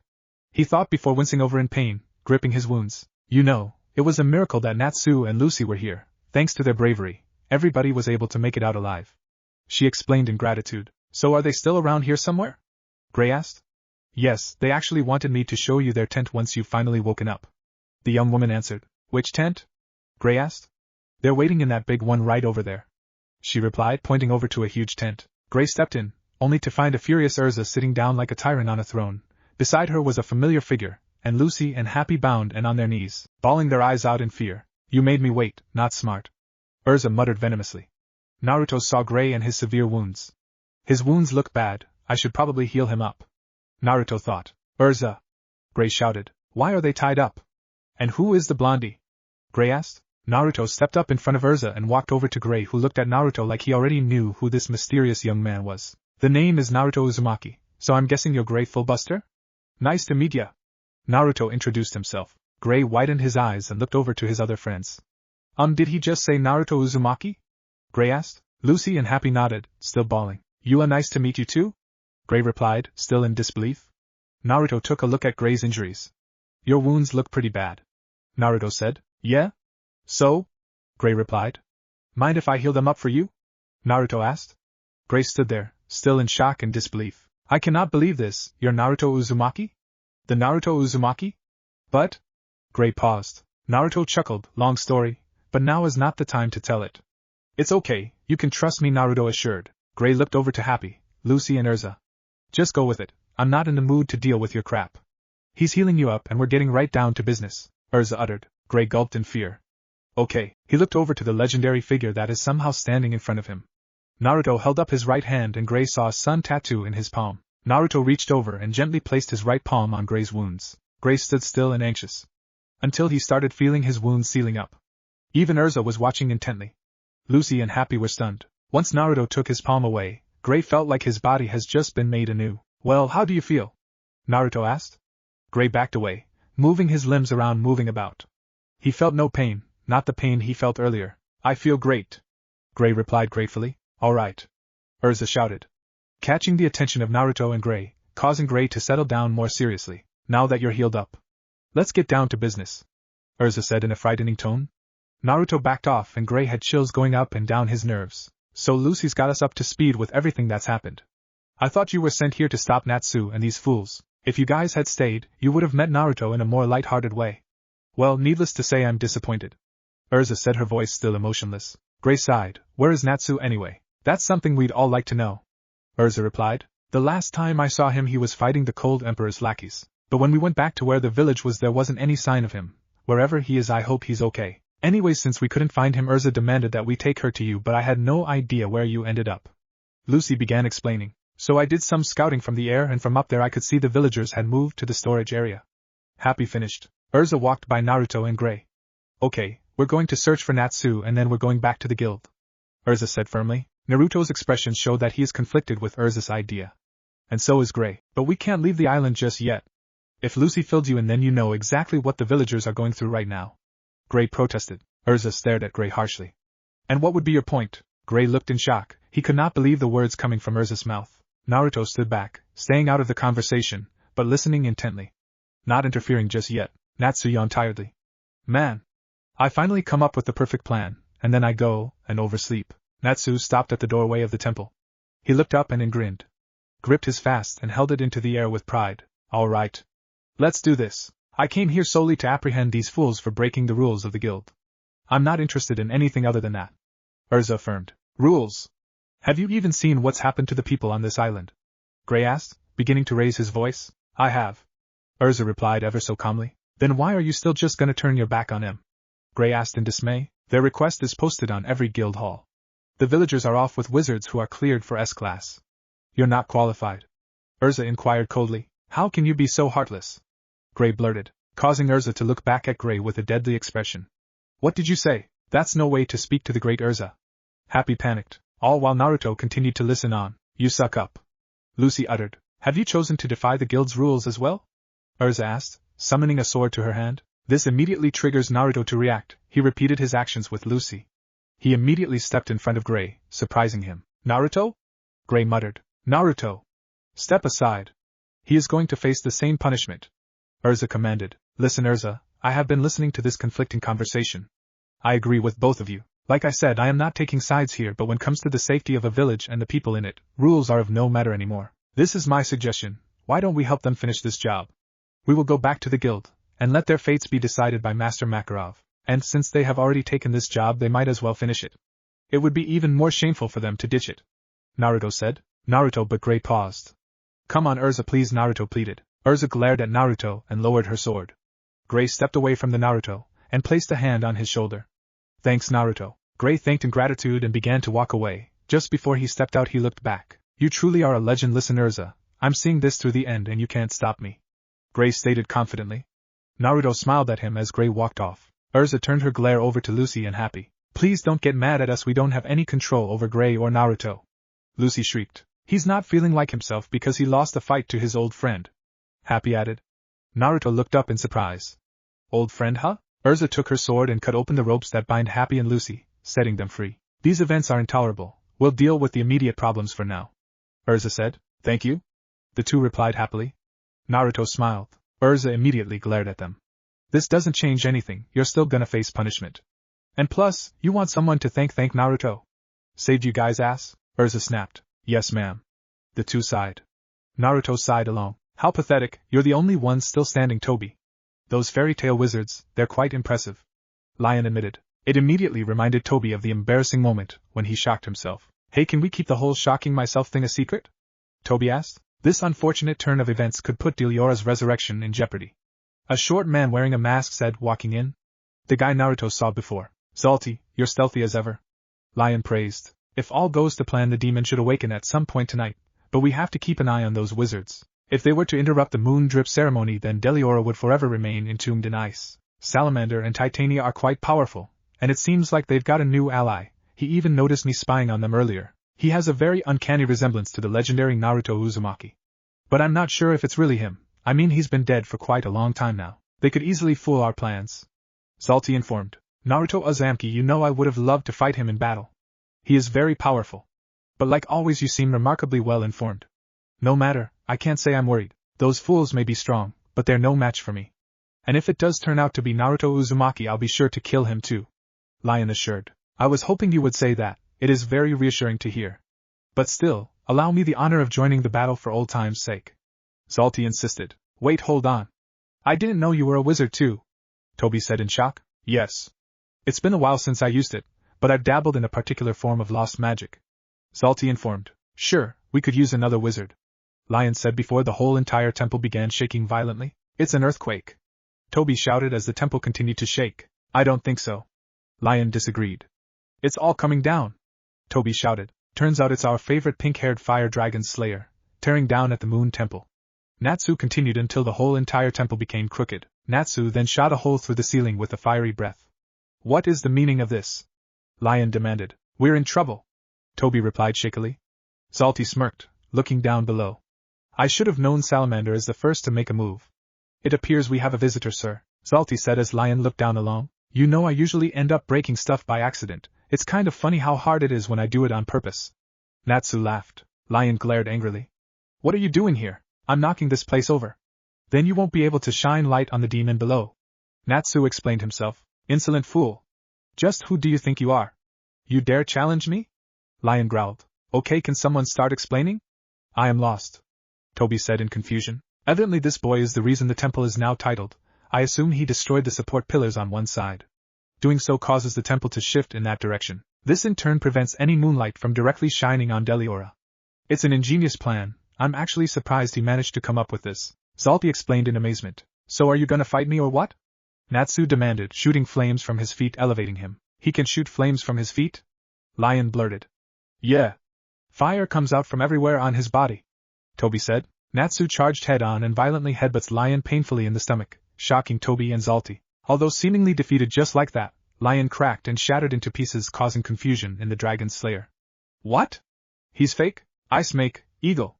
You can't dodge them in the air. Lion shouted pridefully, summoning ice eagles to charge at Natsu. However, solution is quite simple for Natsu, as he shoots fire from his mouth, effectively burning the eagles. What kind of ridiculous magic is this? Lion shouted in disbelief. Fire dragon roar. Natsu shouted, fire shooting from his mouth. However, all of a sudden, the floor cracked, breaking and sending Natsu miles below. Very fortunate, Cold Emperor. Luck is on your side. Salty smirked. Could we keep the whole Toby got charred a secret too? Toby, no, and Ashes asked. What did you do? Lion asked. Whatever do you mean? Salty asked right back. Don't play dumb with me. Your magic had to have caused that hole in the floor. Lion snapped. Don't you have ever the watchful eye? Please allow me to explain my actions, sir. You're the only one strong enough to defeat Deliora, so it's imperative that you remain safe until its resurrection. Salty chuckled. Lion glared, an icy aura forming around him. Are you suggesting that I could fall victim to such measly flames? His eyes reached the floor and the wall. Leave me, I can take care of this myself. Once I finally defeat the demon, everyone will worship my name, Cold Emperor Lion, even more praised and well known as the great and legendary Naruto Uzumaki. Too hard to let a brat like him tarnish it, Lion said coldly. As you wish. Salty smirked. Natsu scoffed. Please, Naruto Uzumaki defeated a goddess, you will only defeat a mere demon. So this is your motive, defeating Deliora. Are you kidding me? Defeating Deliora is his goal, Lucy said in shock. Naruto furrowed his brows as they ran. The thing looks half dead already. So let me get this straight. You're through all this trouble to melt that ice just so you could fight it? Listen, I really want to fight Naruto Uzumaki, but I wouldn't go through that much just to fight him. So that's pretty messed up if you asked me. Natsu insulted. I must rise above Yora's legacy. I will not rest until I fulfill my dream. Lion vowed, sending more ice at Natsu, who dodged them effortlessly. Why go through all this trouble? Can't you just challenge her and be done with it? Natsu wondered. Well, I would if I could, but Yora has been dead for years. Lion informed. Natsu widened his eyes, remembering what Gray told him earlier. The woman who taught me how to use my magic, my master you are. Sacrificed everything to seal it away. I didn't realize she ended up dying when she sealed it. Natsu realized. Yes, but she'd still be alive if it wasn't for Gray. Lion shouted angrily, shooting a violent piece of ice at the ice block behind Natsu. It bounced off and struck Natsu, but he came out unscathed. Look, I don't know what happened to you in the past, but I do know what you're doing in the present, and it's hurting a lot of innocent people. And since you don't seem to realize that yourself, I'll have to knock some sense into you. Natsu finally said. Even back when we were kids, Lions always dreamed of surpassing Yuar's magic abilities. Since she's gone, he can't challenge her directly. He's decided that it's up to him to kill Deliora. 'Cause it's the one thing he couldn't do. Gray explained. Listening to this gave Naruto nostalgia. Talking about masters reminded him of his own mentors Kakashi-sensei, Pervy Sage, Irika-sensei, Asuma-sensei. Naruto himself has already surpassed Kakashi and Pervy Sage. Well, yeah, guess that'd be the only way to challenge someone who is already dead, Lucy pointed out. Happy added. Listen, there's something I never got to tell him. I kept it secret. Yuar made me promise to never let him know, but I have to. Yuar may not be with us, but she's still alive, Gray revealed. Everyone gasped. The truth is Yuar is still alive, Gray revealed. Naruto lifted a brow. What do you mean? Erza asked in confusion. Gray narrowed his eyes, brows furrowed. It's been 10 years, Gray began. Flashback. A raging demon roars ferociously, the town surrounding it up in flames and ruins. Deliora attacked my hometown. I've never seen such destruction. The whole place was wiped out in less than a day. Gray continued. A young woman strolled along the wrecked town along with another much younger boy with silver hair. I've heard of Deliora's destructive power, but I never expected this. Yuar thought in horror. From afar, a young Gray laid flat on his stomach, crushed by a huge boulder. His arm twitched, his body barely moving. He groaned. Yuar noticed and immediately called for the silver-haired boy. Lion! Get over here, we've got a survivor! Lion jumped and turned over and rushed over to Gray's side. Hey! Are you alright? Finally, Gray started to open his eyes. He looked up to see Lion and Yuar standing in front of him. Yuar and Lion found me, they pulled me from the rubble, Gray said. Gray knelt in front of what looks like to be a makeshift gravestone and placed a few flowers beneath it. He bowed his head down. Deliora, you're gonna pay for this. I'll stop you, I swear it, Gray said begrudgingly as Yuar looked on, her face intrigued. That vow was how it all began. Gray went on. Amidst the cold freezing snow mountain, Gray stood panting tiredly for breath while Yuar's back was turned on him. Are you gonna be able to keep up, Gray? Yuar asked, turning around to look at him. I warned you, training with me can be tough. Yeah. But I'll do whatever it takes. I have to become stronger than Deliora. 'Cause someday, I'm gonna beat him. Gray vowed. Lion looked from afar and scoffed. Yeah, right. Okay, let's get started, Yuar said, shaking it off nonchalantly. Gray frowned. Fine, ready when you are. Before he jumped in shock after he saw his teacher literally strip and take her clothes off in the middle of the snow. Whoa! What are you doing? Gray demanded. The first step is to strip. Yuar replied ever so calmly. Are you kidding me? You're crazy if you think I'm stripping in the snow. Back me up, Lion, Gray said hopefully. But only to find he has stripped too. Lion gave Gray a playful wink. Now you're naked too, Gray shouted in disbelief. Just hurry up and do it, kid, come on, you wanna learn magic, right? Lion teased. I can't believe you're making me do this, it better not be some kind of joke. Gray whined. Yuar winked. Attaboy, Gray, if you want to be able to control the cold, then you'll have to become one with it. You'll get used to it soon. Gray and Lion stood, shivering violently. I already have, Lion stated confidently. You're shivering just as much as I am, Gray pointed out. Let's go, boys, Yuar commanded. I thought you were gonna teach me magic, Gray protested. Just run, Lion shouted as the three began running. I don't want to do this beginner stuff either, Lion complained. And so, Gray trained in nothing but the cold and even bathed in the cold. I practice maker magic.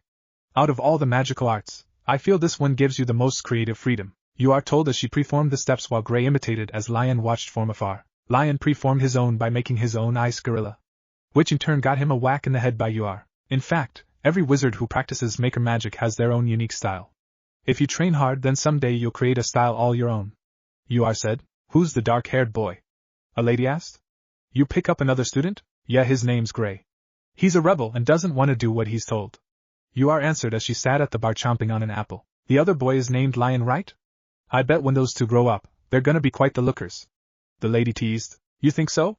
Yuar replied curiously. Yeah. In fact, would you mind saving one of them for me? The lady asked. Yuar scoffed. If you want those little headaches, you're welcome to him. You know, you're not gonna have much luck with the men in town if they think you've got kids, the lady inquired. I don't need romantic advice. Yuar passed off. You're not getting any younger, Yuar, and you deserve to be happy. Promise you'll give it a little thought?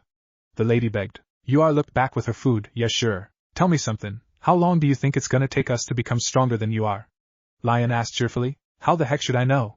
Gray replied grumpily. She's the best wizard around, but my dream is to someday be better than she is. Lion dreamed. Can't stop running your mouth, can ya? Do you really think I care about that? Gray replied again in a grumpy tone. Why are you always so grumpy? Lion asked. 'Cause you're all master this, master that. It's bugging me. Gray replied. She told me she decided to teach you 'cause she sees some kind of darkness inside of you. Lion said. Well, she's probably right, especially after everything I've been through. Gray admitted. Well, she wants to help you get rid of it. Lion smiled. I'll do that on my own. Just watch, right now all I care about is getting revenge on Deliora. And once I've learned enough magic I'm so out of here. Bye-bye, Ice Witch, Gray vowed. In return, got a fist into the head. Keep talking that way about me and you're dead meat to me, kid. You are warned. I'm sorry. Gray apologized. The three walked in silence until Gray popped in. So when are you gonna start teaching us some powerful magic? I already have. Yua replied. I'm not talking about that maker magic stuff. As far as I can tell, that junk's completely useless. Gray said grimly, causing Yua to stop in her tracks. She turned back and looked Gray with pitiful eyes. Gray sighed and turned away. But Yua would not have it. Look me in the eyes. Gray. Yua demanded. Finally, Gray faced Yua. I told you, maker magic gives you creative freedom. Once you're able to create your own style, you can make it as powerful as you want. Yua told. You keep saying the same thing over and over again. Gray sighed, not knowing that he has taken his clothes off. Gray, we're in public. Put your clothes back on. Yua panicked. Gray's eyes popped out. Now I have this weird habit because of you. Don't you blame it on me. Yua punched Gray into the sky, while Lion and the townspeople laughed. Let's get out of here. Yua's face was flushed as she carried Gray. Okay. Gray muttered. Well, that was embarrassing. Yua huffed. And hilarious. Lion laughed. Shut up, brown noser. Gray shot. You shut up, streaker. Lion shot back. Have you heard any news about Deliora's whereabouts?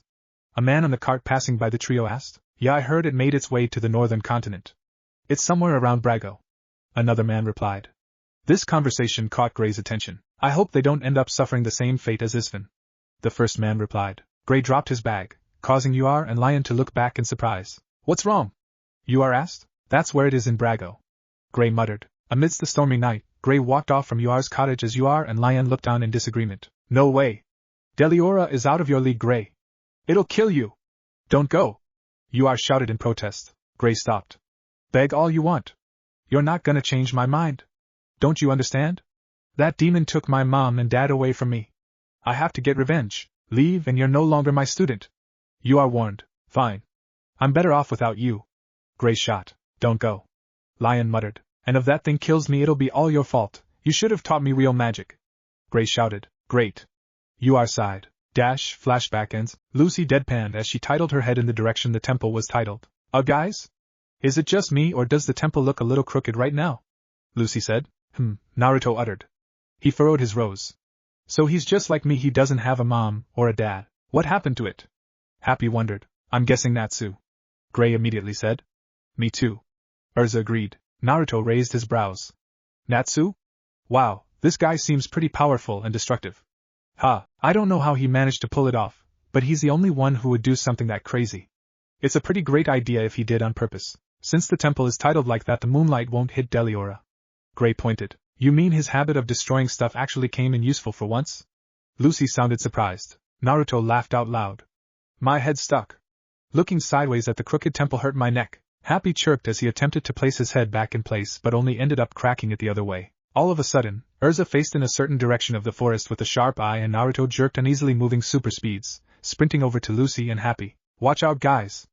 Naruto shouted as he took the took in his hands and dodged the incoming spikes thrown at the group with ease along with Erza and Gray. Happy and Lucy yelped in shock. Naruto landed hard on his feet, still holding on to Lucy and Happy before finally releasing them. Are you two okay? Naruto asked. Yeah, thanks to you again. Lucy replied. Who's there? Erza demanded. We've tracked you down, Fairy Tail. A female voice coming from inside a monk shouted. We will not allow you to interfere. A male one came. Not these guys. Gray said in dismay. I'm guessing they're Lion's minions. Naruto blurted. They're all around us. Lucy panicked. Happy croaked. I can handle this myself. Erza assured, summoning a sword into her hand. Are you sure? Gray asked. I'll take care of them. You go and settle things with Lion. Naruto, follow him. You've been cooped up in that forest for way too long. You need to start leaping into action, Erza commanded. Naruto and Gray paused and hesitated before looking at each other and nodding towards Erza. We'll stay here and fight with her. You just go and do what you gotta do, Lucy added. Happy chirped. Thanks you guys. Gray smirked and looked over to the legendary figure beside him. I never thought this would be happening, but I really look forward to working with you, Naruto Uzumaki. Gray smiled. And you? Naruto returned to the smile. I gotta tell Lion that you is still alive. The only person that can stop him is me. Gray vowed. Do what you gotta do, buddy, I'll back you up. Naruto assured. Gray looked over to Naruto. He still couldn't believe it. He was running alongside Naruto Uzumaki. He wanted to see just how powerful he was. Couldn't defeat Deliora, Lion probably couldn't, and he knows he probably can't either. But with this legend on our side, Naruto may have the power to even kill Deliora. Flashback. Deliora roared furiously, looking down at whose clothes were torn and body covered in grim ice make. Rose garden! Shouted. A bed of icy roses burst from the ground, embodying Deliora before he broke free of it and shot a gust of flames across the town. Panted in exhaustiveness. I can't keep this up, I'm using too much magic power. Looked back at her two unconscious students. Gray groaned before shooting up in a panic, trembling violently as once again. The demon Deliora has trashed this town like before. Calmly walked over and took Gray into her arms comfortingly. It's okay. Everything's gonna be fine. Comforted. Gray pulled away, looking up at her with fearful eyes. You're here, but why? I want you to grab Lion and get out of here. I can't concentrate on fighting if I have to protect you. Stood up. Gray peeked over to see Lion's sleeping form. Oh no, he's fine. Just out cold. Assured. Gray ran over as turned back over to the demon, glaring it down with a sharp eye. Deliora! It's too strong. I didn't stand a chance. Gray shouted in shame. Get going. Told, walking off to battle the demon once again. Wait. Why'd you come after me? I thought I wasn't your student anymore. Gray shouted. Stopped. A friend said something to me recently that made me think. She told me I deserved to be happy. Which shocked me because I never thought of myself as unhappy. She just doesn't understand. I have two adorable little students that I spend each day with and watch them grow into men. What more could I want? I don't think there's anything in the world that could make me happier. Said. Gray stood speechless. Until he noticed ice leg. Your leg? Oh, you noticed. I lost the real one, but this'll do for now. My maker magic came in handy. I vowed I would free the darkness within you, and if that means I have to fight this demon, then so be it. Now get out of here and let me do this. Smiled. At this point, Gray was in tears. He couldn't stand it. He will not leave his precious master. No, I'm not leaving you. It's my fault that all of this happened. Gray protested. No one's at fault. This is just something we have to go through in order to be happy again. Said and began walking off. Wait, Lion whispered, stopping in her tracks and letting himself go from Gray. I thought you were unconscious. I want you and Gray to you're gonna defeat it, right? You're talking like you're not gonna make it. Lion interrupted. Let her go, shut up. Lion snapped. You can beat that thing, no problem. You're the strongest wizard alive, that demon's no match for you. Lion said confidentially. Turned around. Lion, how many times have I told you? There's always someone better, but that can't be true. Lion deluded. In the Western countries, there are lots of wizards who are more powerful than me. Told. No, it's not true. It's not. 'Cause you're the strongest. If you aren't? Then why have I been training with you all this time? Lion questioned. One day you'll surpass me, and when that day comes I hope you'll move on to a more loftier goal. Said hopefully. I studied with you because I thought you were the strongest. If you let that monster defeat you, then you'll prove me wrong. Don't betray me. Lion despaired. Lion! Shouted as Lion ran past her, heading towards the demon. If you're not gonna give it your all, then I'll have to do it myself. Lion resolved. Gasped. Lion spread his legs apart, holding his arms out and crossing them, forming an X. Lion, that stance. Where'd you learn that? Demanded. Where, you ask? Since you didn't want to teach us powerful magic yourself, I went to the storehouse and read all your magic books. You hid spells like the ice shell 'cause you were scared. That's why, isn't? Lion shouted. Did you even bother to read that book all the way through? Do you know what happens to the spellcaster? Asked. Will he be okay? Gray asked nervously. I asked you a question. Answer me, Lion. Demanded. But Lion wouldn't hear it. He ignored her and continued on with the spell. Please, you can't do this. Gray pleaded. No. It noticed us. Panicked. I know magic's too weak to kill Deliora. But if I cast the ice shell spell, I can seal it in ice for eternity. Lion smirked. However, before Lion could continue further on with the spell, encased him in her own ice. Sorry, Lion, but I can't let you do that. Frowned. But why is it bad? Gray asked. When that spell is cast, the user's body becomes the iced shell itself. You are explained. Gray's face held horror. He's right though, that's the only way Deliora can be stopped. I never imagined Lion would come up with the same idea I had. You are said impressed. Hey wait. Where are you going? Gray shouted. The same aura around Lion formed around you are. Hinting that she herself is about to cast the iced shell. I must have taught him well. You are said proudly. You are. Gray shouted. Stay back. You are warned. You are then got into the same stance Lion was in before. Magic circles formed around Deliora. I won't ever let you hurt my students ever again. This is the end of the line, you monster. Absolute freeze ice shell. You are exclaimed, spreading her arms out as ice charged at Deliora. You are no! Gray shouted in terror. Yuar's body began turning itself into ice, starting with her right eye. Please don't do it. Gray pleaded. It's a sacrifice I have to make in order to save the two of you. My body will become the ice that will seal the demon Deliora. For eternity. Gray promised me this one thing. Please tell Lion I died. If he found out I turned to ice, he'd probably waste his entire life trying to undo the spell. And that would make my sacrifice meaningless. I want to see Lion live a full life. And Gray, I want the same for you. Yuar said. I'm begging you. Please don't do this. I promise I'll whatever you tell me to from now on. Gray begged tearfully. There's no reason to be sad. I will live on, please don't cry. I may not be with you, but I will protect you from Deliora. Be strong. Make me proud. Yuar stated proudly. Gray shouted. I freed you from the darkness, Gray. I've sealed it away forever. Yuar said in pride. Suddenly, I felt all the sadness and anger within me just disappear. At that moment I swore that I would always be strong for her. I'd become the best wizard I could to make her proud of me. But Lion was different, Gray voiced over. Lion groaned, opening his eyes to the bright sun as he sat up. What did she do to me? Lion wondered. He saw the demon Deliora now encased in ice. That's Deliora. How did it happen? Did Yuar cast the spell? Did she? Where is she now? Tell me. Lion demanded. Gray only sat on the ground, head buried in his knees, stifling in his sobs. She's dead. Gray uttered. Lion widened his eyes and raised his brows. No, Lion whispered in disbelief. No! Lion shouted, running over to Gray. Shoving him to the ground, grabbing his collar. Jerk! How will I surpass her now? She's dead, and so is my dream cause of you. Lion blamed. I am sorry. Gray stuttered. That's not good enough. It won't bring her back. You killed my dream. If you hadn't challenged Deliora, this wouldn't have happened. Lion shouted, finally letting go of Gray. He stood up, glaring at Gray coldly. It's your fault she's dead. You're the one you killed, Master Yuar. Flashback ends. This could go on forever. So do yourself a favor and give up. Natsu shot. I would never give you that satisfaction. Lion refused. Then you're a skin for it. Natsu smirked, lighting his fist on fire. Oh, am I now? Lion taunted. A crack in the ice wall beside them began to crack until it finally broke. And with it came Gray and Naruto. Oh, it's Gray. And who's the blondie? Natsu asked. Gray looked over to Naruto. Hi there, the name is Naruto Uzumaki. So which one of you is Natsu? I'm guessing it's gotta be the pinky.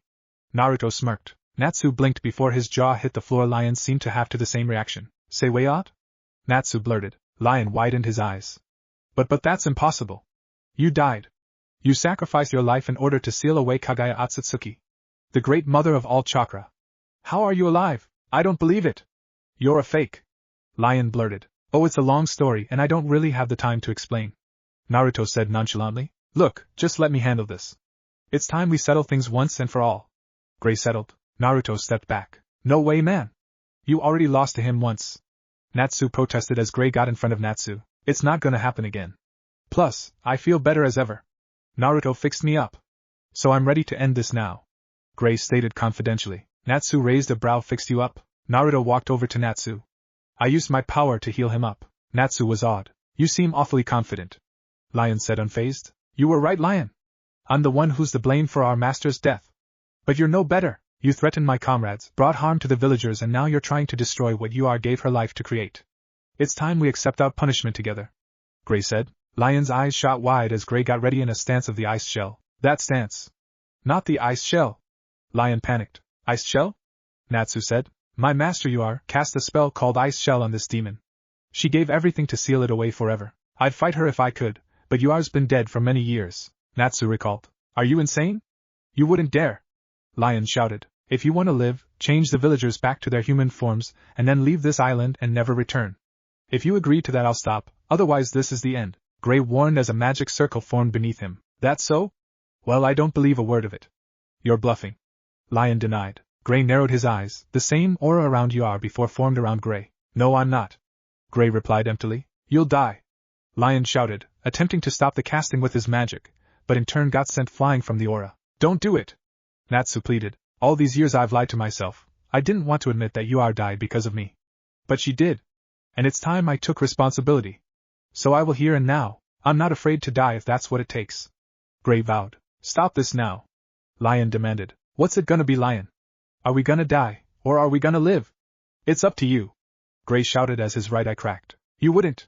You aren't brave enough to give your life. You're nothing but a coward. Lion shot. Just watch. Gray demanded. Don't do it.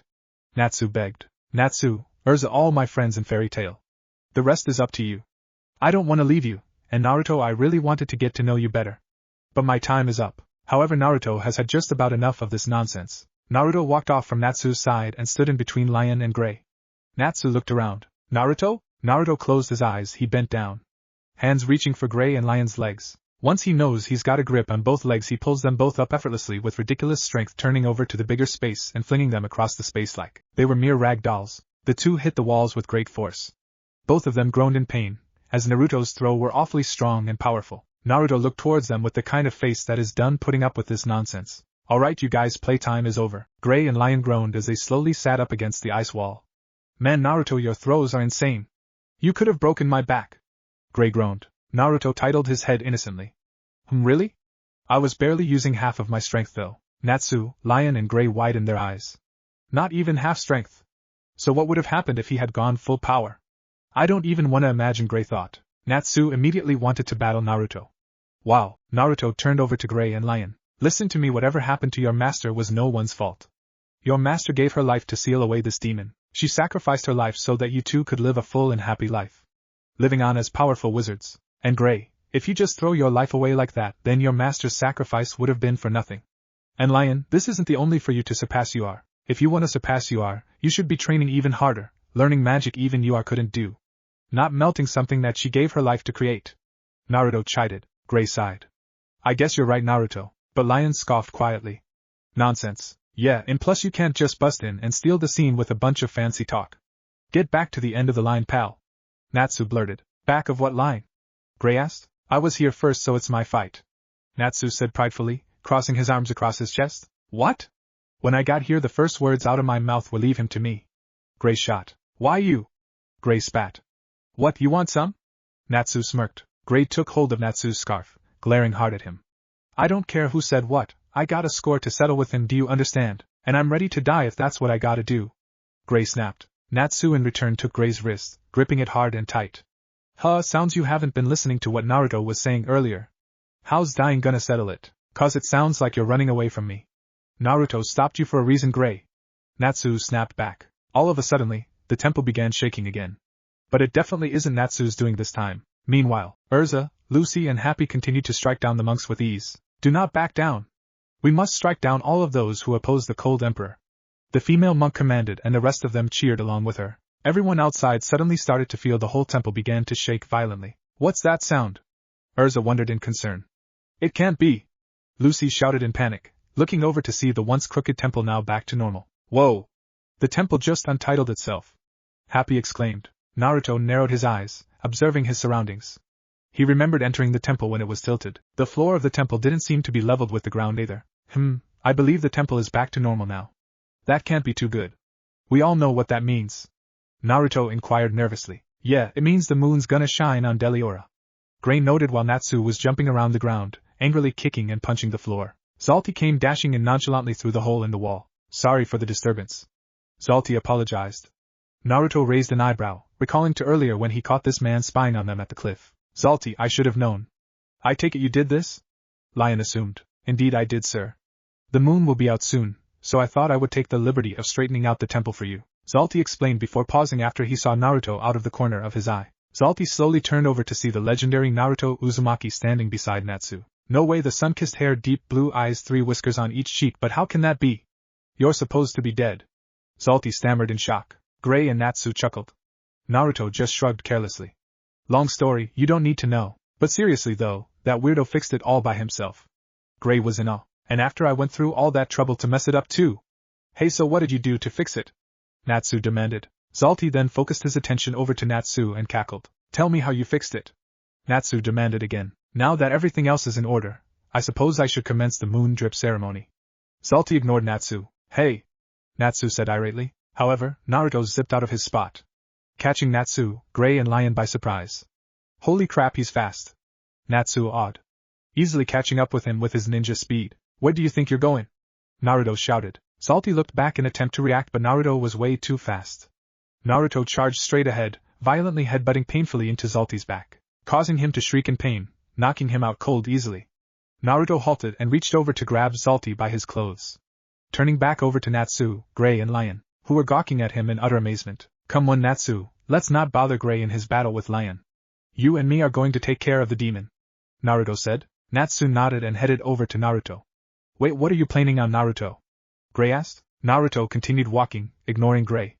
Natsu, where is the demon located? Naruto asked. It's underground, beneath the temple. Natsu replied.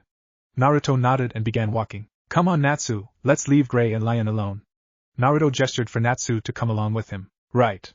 Natsu nodded. Gray growled. Naruto, tell what your plan is. Don't tell me you plan on fighting the demon by yourself. Naruto sighed. Shut up and you'll find out. Plus, you've got something more important to worry about right now. Let me and Natsu handle this. Go on then. Settle things with Lion once and for all. Come on, Gray, for fairy tale. Natsu added, holding a fist up. Gray narrowed his eyes.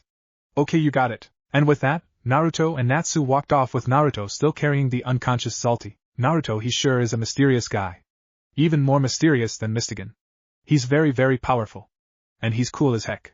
Gray thought. Wow, so Erza was right. It really is Naruto. Natsu thought, still in shock. Come on, Natsu, I'll tell you my plan once we get there and I'll let you in on something. Naruto gestured as they started towards the demon. Right. Natsu replied. Well, Naruto Uzumaki in the flesh. And what a pair you and Natsu are. Lion taunted. Tell me something. A second ago when I was about to freeze us for good, you were either counting on Natsu or Naruto to stop me before I could finish, right? Gray questioned. No, the opposite in fact. I never thought Natsu would be foolish enough to come near a spell like that. Same with Naruto, just because I thought he thought this was none of his concern. Lion said. So you were just gonna stand there and take the hit? Gray asked. Exactly. Because someone would come to rescue me. You on the other hand would be finished for good. Lion explained. I should have known. Gray spat grimly. It certainly would be inconvenient to be sealed in ice, but my allies are as devoted to my cause as I am. And as long as we are on the island, they could use the moon drip to melt the ice whenever they saw fit. Lion pointed out. Gray frowned. I didn't think of that. Guess the ice shell was completely useless here. Even so, you still want to fight? After what happened last time? Don't fool yourself, you could never, that's enough. Gray interrupted. What? Lion gasped. Just forget about Deliora. Gray said. What kind of nonsense is this? Your threats don't work, so you turn to begging. Does your guild have a dentist that removes your fangs? Or are you just a coward? Lion taunted. Lion, there's something I have to tell you. Gray finally said. What is it?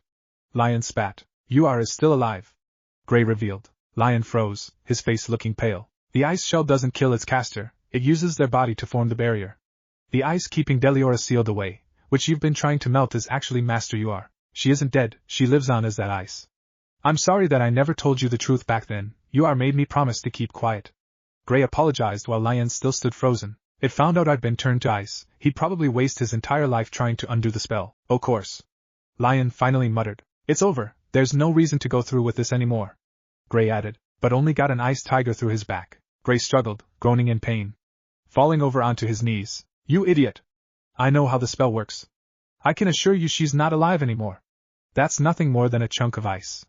Lion smirked malevolently. You knew all along? Gray uttered as he struggled to get back up from the ground. Knowing is one thing, believing is another. And if you truly believe You Are is alive in there, you're an even greater fool than I thought. Lion insulted. Gray shot Lion in furious glare. You knew the truth. And you still did this. Gray growled, as he finally got back up onto his feet. And what of it? Lion asked nonchalantly. Gray gripped his teeth before finally punching Leon square in the face, knocking him into the ice wall. Impossible! How can you move with that wound? Lion demanded. Well, surprise, surprise. Naruto actually used his amazing power to heal me up. And I've had enough. I wanted to save you, but I give up now.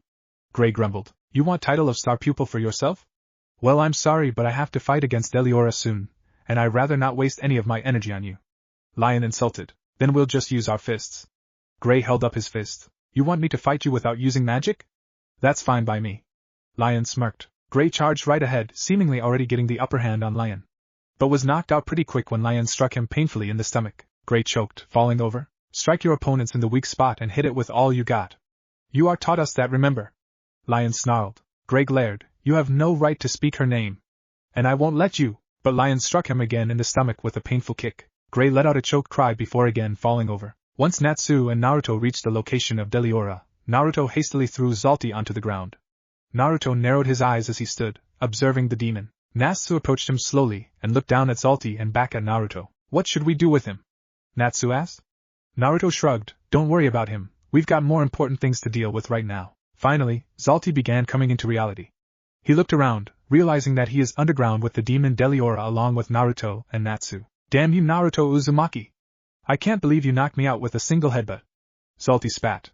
He certainly is very powerful, he's not called a legend for nothing, there's no way for you to stop it. Tonight, Deliora shall be revived. Zalti proclaimed. Naruto smirked. That's good. Just how I want it to be. Natsu and Zalti lifted their brows in confusion. Naruto, what do you mean? Natsu asked. Zalti grunted in frustration. What are you planning? You know, for some reason. You seem like a man but you reek of ladies' perfume. Naruto pointed out playfully. Oh good, I'm not the only one who caught that. Natsu sighed in relief. Whatever do you mean? I am a man, and I don't wear ladies' perfume. Zalti denied. Damn him. How'd he sense it? Naruto, what's the plan? Natsu asked. You'll see. Lion continues to relentlessly beat Gray, throwing punches after and after. And all Gray could do was take it. What a shame, your fists are as weak as your magic.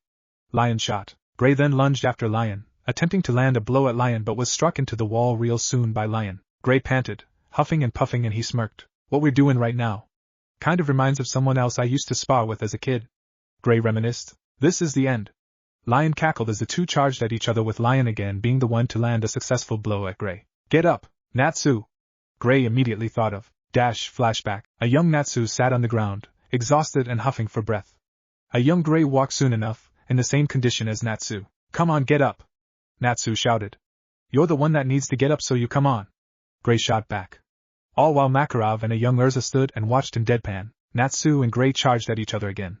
Gray eyed Natsu as he laid flat on his back. He turned around and started to walk off. Sorry, but I win.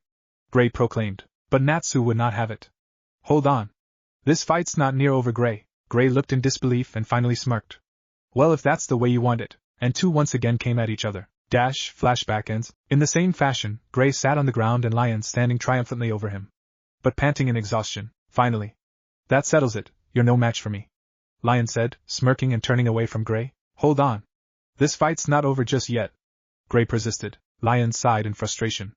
I should have killed you when I had the chance. And once again, the two lunged at each other, preparing to strike each other down. Although Lion also landed a blow on Gray's cheek, Gray managed to send Lion flying into the ice wall. You're gonna have to step up your game if you want to beat me. Gray exclaimed angrily. Lion came back with just as much force as Gray, headbutting into him violently. I didn't give up against Natsu and I won't against you. Gray vowed, headbutting Lion in return, and the two continued to pummel each other like their life depended on it. I'm not gonna lose, you hear me? Gray vowed once again. I won't lose. You're going down. Gray stormed. You can never defeat me. Lion spat furiously. I remember looking at the sky that day. I don't know why, but it was so blue it made me angry. Gray voiced over. Finally, Gray delivered the final devastating kick to Lion, ultimately defeating him in a battle of fists. Notice anything strange, Lucy? Erza asked as she and Lucy stood back to back, facing the enemy monks. Yeah, even though there's a bunch of them, their magic seems weak for some reason. Lucy noted. Exactly, as far as I can tell there are only 5 wizards among them.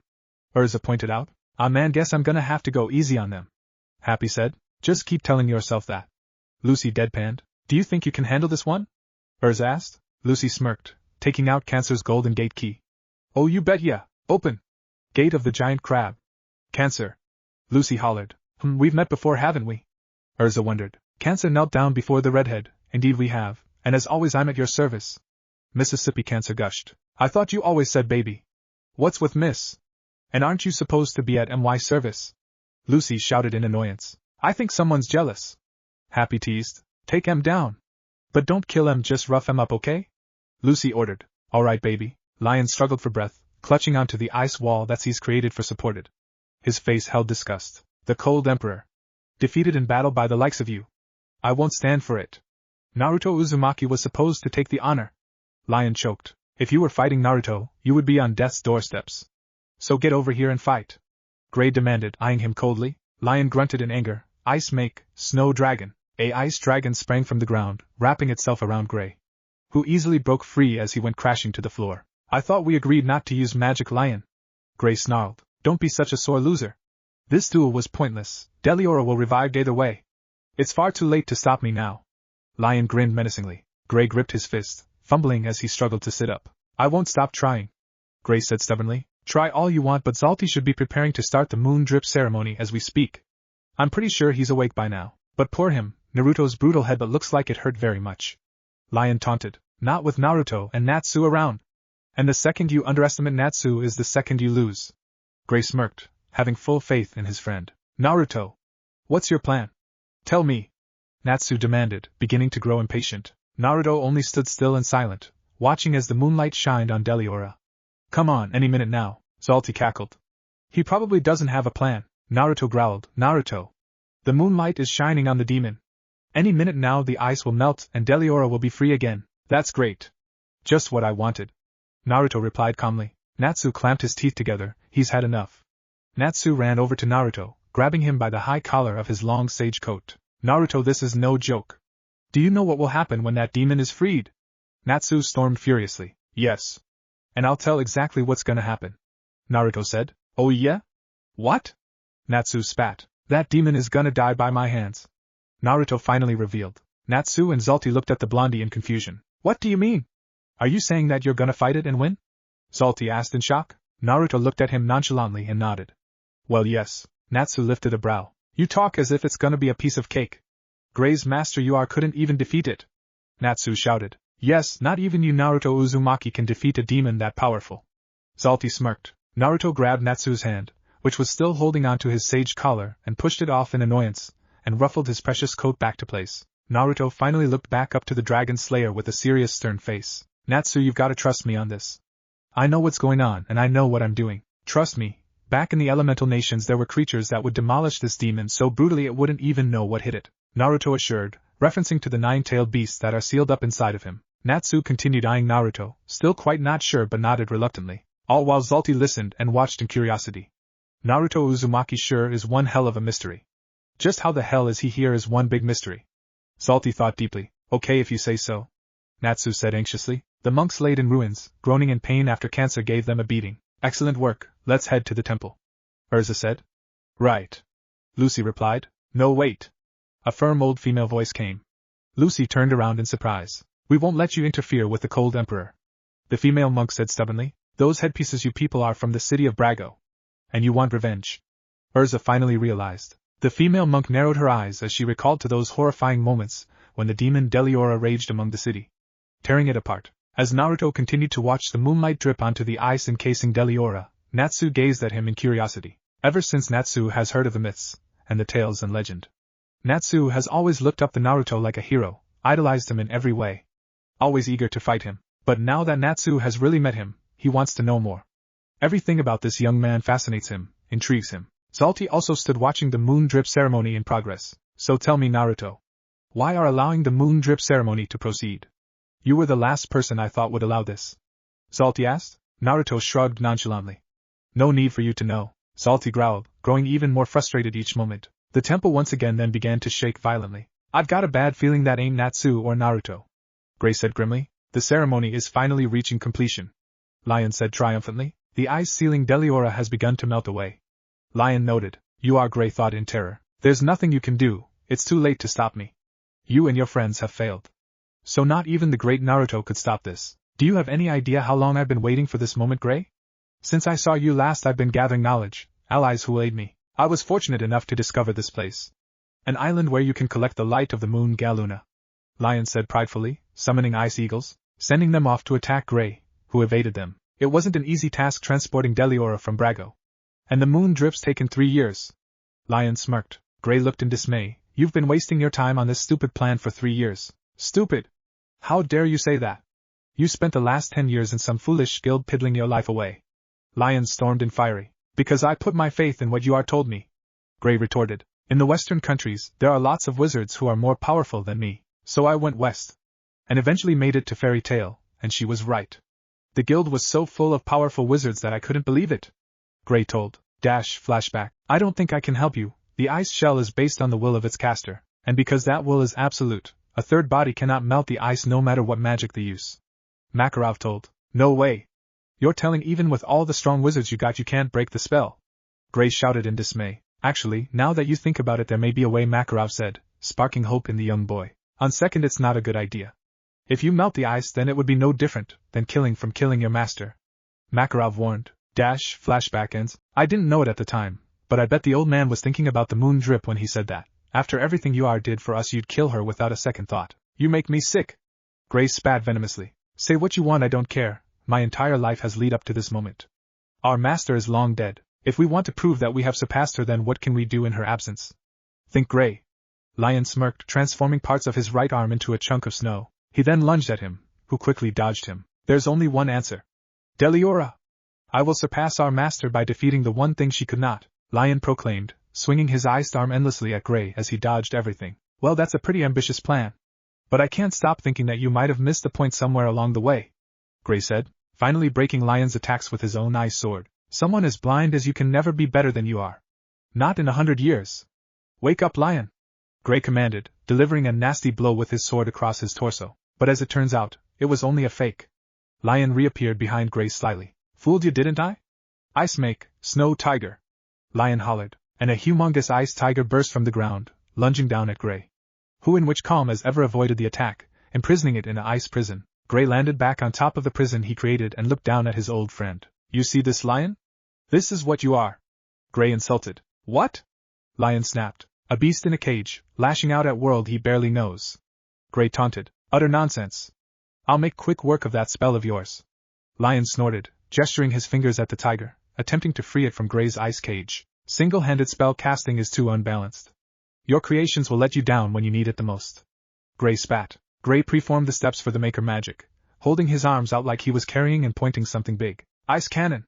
Gray hollered, firing it, letting huge chunks of ice out at Lion, who shrieked in pain as it painfully sent Lion through the walls of the temple and completely incapacitated. You taught us that, remember? Gray finished. Lion choked weakly before finally falling over in the ultimate defeat. Gray sighed in relief as he looked at his fallen friend. Finally, the last drop of the ice fell and Deliora's nightmarish roar was let out. Lucy nearly toppled over as she let out a cry while she covered her ears, attempting to block out the horrendous sound. My ears weren't ready for this. Happy cried. That doesn't sound too promising. Erza said grimly. Natsu, too, fell victim to its demonic roar. It's so loud, all while Naruto smirked, crossing his arms across his chest as he watched the demon emerge from the ice. It's about time. Naruto muttered. The ice finally cracked and Deliora emerged in anger. Yes, it's free. Zalti cheered. Gray's face was overshadowed by his wild bangs. That sound, I can never forget that sound. Deliora! Lion croaked. They did it, they actually revived it. There's only one thing I can do now, Ice Shell. Deliora's roar was so devastating the people from the village could hear it. It could be heard from everywhere in the island and even from the water surrounding it. Finally! The moment is here. Zalti cheered. Naruto grunted at Zalti. He's getting on my nerves. I'm going to have to put him under a genjutsu. What the heck was that noise? It sounded like some kind of monster growling. Lucy spoke in horror. It was probably just your stomach, Lucy. Happy teased even at the serious moment right now. You know, you're not half as funny as you think you are. Lucy said irately. So, do you think that sound might have been Deliora? Erza asked nervously. Oh no, you mean they brought it back to life? Lucy shrieked in terror. See that purple light? That's the moon drip. Happy gasped, pointing over to the purple magic circle and the moonlight dipping through it. Then it came again. The ear-destroying roar of Deliora. Must be, Erza muttered. Naruto, I hope you've got a plan. Hey! You need to eat something. Happy demanded. And you need to shut your trap before I hurt you. Lucy snapped. That may be the demon growling, but someone's still preforming the moon drip ceremony up there. Which means they haven't fully revived it yet, so that means we have a chance to do something. Come on! Erza commanded as she began running away. You, Deliora's below us. Lucy said dumbfounded. Putting a stop to the ceremony is our only hope. We've got to hurry. Erza shouted over. Zalti chuckled. Naruto eyed him in annoyance. And what do you think you're laughing at? Naruto leaped over to him, activating his Sharingan. The intense red tomato eyes were enough to shut Zalti up as he stared in fear. What the your eyes? Zalti wasn't able to say no more, as he slowly began to fall over unconscious. Naruto fixed his eyes. He noticed the scent he a whiff of wasn't that of a man, but the scent of lady's perfume. That's interesting, Naruto thought. As he got back up to his feet, Natsu gasped. What did you just do, Naruto? Naruto looked back to Natsu, who froze in silence as he stared into the blood-red Sharingan. Your eyes, Naruto, what happened to it? Natsu asked in concern. This is called the Sharingan. I used it to put Zalti under a genjutsu in illusion. It isn't a powerful genjutsu, but it is still enough to knock him out for a good few hours, because at the moment I don't want distraction while fighting Deliora. Naruto explained, deactivating his dojutsu. Oh, Natsu replied, but realized that Naruto was nowhere to be seen. Hey, where'd he go? And just in time, Erza, Lucy and Happy reached the top of the temple. With one powerful swipe, Erza struck down Toby with her sword, effectively stopping the moon drip. So this guy was doing it all by himself, Happy said in disbelief. Too late. It's over. The ceremony's already been completed, Toby finally said. Erza grunted in frustration. Deliora emerged, now fully freed from the ice that encased it. No way, Lucy muttered in absolute terror. What is this? Something really terrible is happening. The village chief Mocha said grimly. We have to get off the island, chief. A villager panicked, grabbing Mocha's arm, attempting to tug him away from Bobo's gravestone. I'm staying. You and the others can go. I'm not going to leave this place behind, Mocha said stubbornly, holding on to his son's gravestone desperately. Gray looked up at Deliora in disbelief. His nightmare has come true. The ice that was Uar has melted and the demon Deliora has been freed again. Gray bent on, scooping up the water that came from Uar's ice in his hand before letting it drip back down to let it flow along with the ice water that melted from Uar's ice. He gazed in sorrow, his bangs covering his eyes. Thank you? He whispered. Hey! What are you doing here?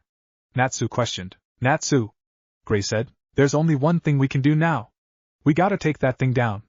Natsu resolved. Neither one of you are strong enough. But I will defeat it, Lion said as he crawled on the ground. Lion, Gray muttered. I'm going to surpass you finally. Lion laughed. You can't fight. You can't even get up off the floor, Natsu cried. Deliora roared once again as Lion gazed upon it triumphantly. I've waited so long for this moment, Lion said. You're looking for the most powerful wizard? Well, I'd say Uar's gotta be the strongest around here. She's been holed up in the mountains ever since she lost her daughter a few years back. I swear I've never met another wizard as skilled as she is, a man said. Lion looked up in amazement. Wow, Uar! You think she'll teach me magic? She was strong, but still not strong enough to kill that demon. I'm going to do the one thing Uar never could, Lion vowed. It's bad enough Yo took that pumpkin. Now you're teaching him magic too, Lion shouted in dismay. He told me he wanted to learn. Is that a problem? Uar asked. You don't need him. You've already got me to take the place of your daughter, Lion shouted carelessly, in which got him a slap on the cheek. Lion clutched his cheek as he looked up at Uar, who leaned down and looked him sternly in the eye. Lion, let's get this straight. I've never once thought of you as replacement for my daughter. You are who you are, you're my adorable student. Finally, my dream will be fulfilled, Lion stated in pride. But Gray has had enough of Lion's nonsense, and decided to knock him out cold by striking him hard on his nape, and Lion fell to the ground unconscious. Gray then got into the stance of the ice shell, ready to seal the demon away once again. You've caused enough trouble, I'll clean up the mess you've made. I'll seal the demon myself. Ice, shut the hell up, all of you. A voice cut off. Gray gasped and looked over in surprise. He stopped what he was doing. Gray and Natsu turned around to see Naruto standing with his arms crossed over his chest beside Lion. Naruto! Gray and Natsu shouted. And where the hell have you been? Natsu demanded furiously. Nowhere, but I finally figured it out. It took me a while, but I did it, Naruto replied, walking over beside Gray. Go away, Naruto. I don't want to accidentally seal you in ice when I'm trying to seal Deliora, Gray shouted. I could tell you the same exact thing. Naruto glared, walking over to stand beside Gray, brushing against his shoulder, and pushing Gray aside so that he was directly facing the demon. What are you thinking, Naruto? Just let me do this, Gray shouted in anger, running over to him, attempting to push out of the way in the same fashion Naruto did. But Naruto easily stood unfazed and flung his arm in a swipe, easily sending Gray flying back, and his back hit against the rock-hard wall.